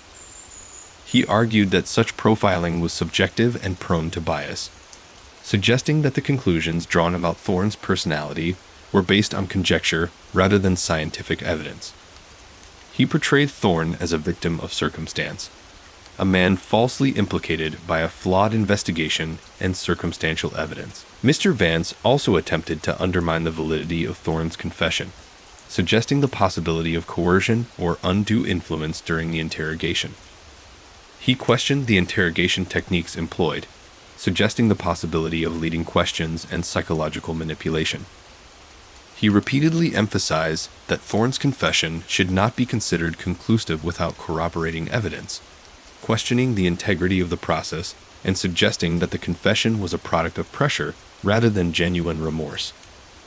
He called upon expert witnesses to testify to the unreliability of confessions obtained under pressure, further emphasizing his argument. The prosecution's rebuttal was equally impressive. Ms. Reed systematically dismantled Mr. Vance's arguments, addressing each point with meticulous precision. She provided additional evidence supporting the authenticity of the witness's testimony, demonstrating that the minor inconsistencies pointed out by the defense were trivial and did not undermine the overall reliability of their accounts. She reinforced the validity of the forensic evidence, showcasing the numerous scientific studies and methodologies employed, emphasizing the rigorous protocols that were followed throughout the process. She countered the arguments about the psychological profile by presenting additional evidence supporting the findings, showing a pattern of obsessive-compulsive tendencies in Thorne's behavior preceding the crime. The closing arguments were dramatic. Ms. Reed delivered a powerful summation, connecting all the elements of the case and painting a devastating portrait of Thorne as a calculating, cold-blooded killer. Mr. Vance's closing remarks focused on creating reasonable doubt, emphasizing the gaps in the evidence and challenging the prosecution's interpretation. The jury, sequestered for 3 days, was finally called back to the courtroom. The tension was palpable as the foreperson read the verdict: guilty on all counts. Collective sigh swept the courtroom. The weight of years of unanswered questions, the agonizing wait for justice, seemed to lift, though a profound sadness lingered. The verdict, while a significant step towards closure, didn't erase the pain of my mother's loss. The conviction of Arthur Thorne, however, provided some semblance of justice, a recognition that the heinous act committed against my mother would not go unpunished. The trial concluded, but the profound impact of the case on my life continues to resonate deeply. The sentencing hearing took place a month later. The judge, considering the gravity of the crime and the overwhelming evidence presented, sentenced Thorne to life imprisonment without parole. While the sentence offered no solace for the years of uncertainty and suffering, it did bring a measure of closure. It served as a stark reminder of the consequences of violent actions, and provided a sense of justice, a closure that had been denied for nearly 4 decades. The case, while closed legally, continues to serve as a poignant reminder of the importance of forensic science, psychological profiling, and the unwavering pursuit of justice in the face of seemingly insurmountable obstacles. My mother's story, initially a baffling mystery, became a testament to the resilience of the human spirit and the power of perseverance in the face of unimaginable loss. Thorne's conviction wasn't simply the end of a legal battle. It was the culmination of a long, arduous journey, a journey that began with a cryptic cassette tape and led to the unveiling of a complex conspiracy and the pursuit of truth and justice. The immediate aftermath of the trial was a strange mix of relief and exhaustion. The weight of nearly 40 years of uncertainty had finally lifted, replaced by a profound sense of emptiness. The conviction of Arthur Thorne brought a sense of justice, a confirmation that the system, however flawed, had ultimately worked. Yet, the celebration felt muted, overshadowed by the enduring grief for my mother. The courtroom drama had concluded, but the personal journey of healing had only just begun. My father, a man who had carried the burden of my mother's disappearance with stoic silence for decades, showed a flicker of something akin to peace. He hadn't spoken much during the trial, his presence a quiet testament to his enduring grief. The verdict, however, seemed to unlock a dam of suppressed emotion. He started attending support groups for bereaved families, slowly finding solace in shared experiences and mutual support. His participation, initially hesitant and reserved, gradually transformed into active engagement, a testament to his resilience and his desire to move forward. For my siblings and me, the healing process was far more complex. The trial had dredged up long-buried memories, forcing us to confront the reality of our mother's absence in ways we hadn't fully processed before. We spent countless hours poring over old photographs, reminiscing about happier times, seeking to recapture the essence of her personality, a person we had only known through fragmented memories and the few tangible artifacts she left behind. The shared experience of the trial, paradoxically, became a catalyst for reconnecting as a family, a process of collective healing and mutual support. The community's reaction was equally nuanced. The small Texas town where my mother had vanished had been deeply affected by the case. The disappearance, initially treated as a local anomaly, had become a national news story, casting a long shadow over the community's collective memory. The trial's resolution brought a sense of closure, a sense of collective exhalation after years of uncertainty and speculation. Yet, the case also served as a stark reminder of the vulnerabilities inherent in even the safest communities. The local newspaper, which had extensively covered the case over the years, published a series of articles reflecting on the trial's implications and its impact on the community. These articles not only chronicled the legal proceedings, but also explored the emotional impact of the case, featuring interviews with residents who shared their memories of my mother, their fears during the investigation, and their sense of relief following Thorne's conviction. The articles also highlighted the role of community support in the healing process, emphasizing the importance of collective resilience in overcoming trauma. The local church, a central point of community life, held a memorial service to honor my mother's memory. This wasn't merely a religious ceremony, it was a community gathering, a space for collective mourning and remembrance. People shared their memories, offering heartfelt tributes to her kindness, her warmth, and the lasting impact she had on their lives. The service served as a powerful reminder of the human connections that had been forged and strengthened amidst adversity. The local police department, too, issued a press release acknowledging the community's collective resilience and offering support to those still struggling with the aftermath of the case. The media coverage following the trial was surprisingly balanced and empathetic, focusing on the positive impact of the resolution. There was a recognition that while the case had brought immense pain, it had also exposed the power of persistent investigation and the importance of forensic science in bringing justice to victims and their families. The case had a ripple effect, prompting law enforcement agencies across the state to review cold cases, searching for leads that might have been overlooked. Beyond the immediate community, the case garnered national attention. Experts in forensic psychology and criminal justice analyzed the case, focusing on the investigative techniques used the efficacy of psychological profiling, and the importance of leveraging new technologies to solve seemingly unsolvable mysteries. The case became a subject of study in numerous universities and law enforcement academies, highlighting the power of collaboration between law enforcement, forensic scientists, and community members in solving complex crimes. The case also sparked a renewed interest in legislation aimed at protecting vulnerable individuals and enhancing the support services available to victims of crime and their families. Advocacy groups highlighted the importance of providing comprehensive support to victims and their loved ones, recognizing the lasting emotional and psychological impact of such crimes. My personal healing journey has been a gradual process. The trial provided a measure of justice, but it didn't erase the pain. Therapy played a vital role, helping me to process the trauma, to acknowledge my grief, and to build resilience. I found solace in my work, using my expertise in forensic psychology to help others navigate similar challenges. The experience has profoundly shaped my understanding of the human psyche and the enduring capacity for both darkness and resilience. The case of my mother's disappearance and the subsequent trial of Arthur Thorne was more than just a legal battle.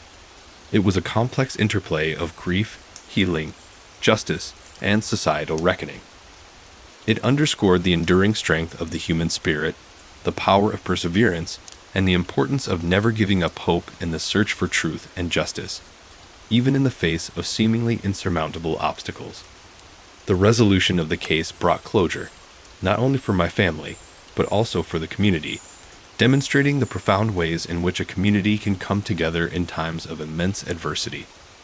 The ripple effect of the case continues to reverberate, serving as a powerful testament to the enduring pursuit of justice and the ongoing quest for healing in the aftermath of trauma.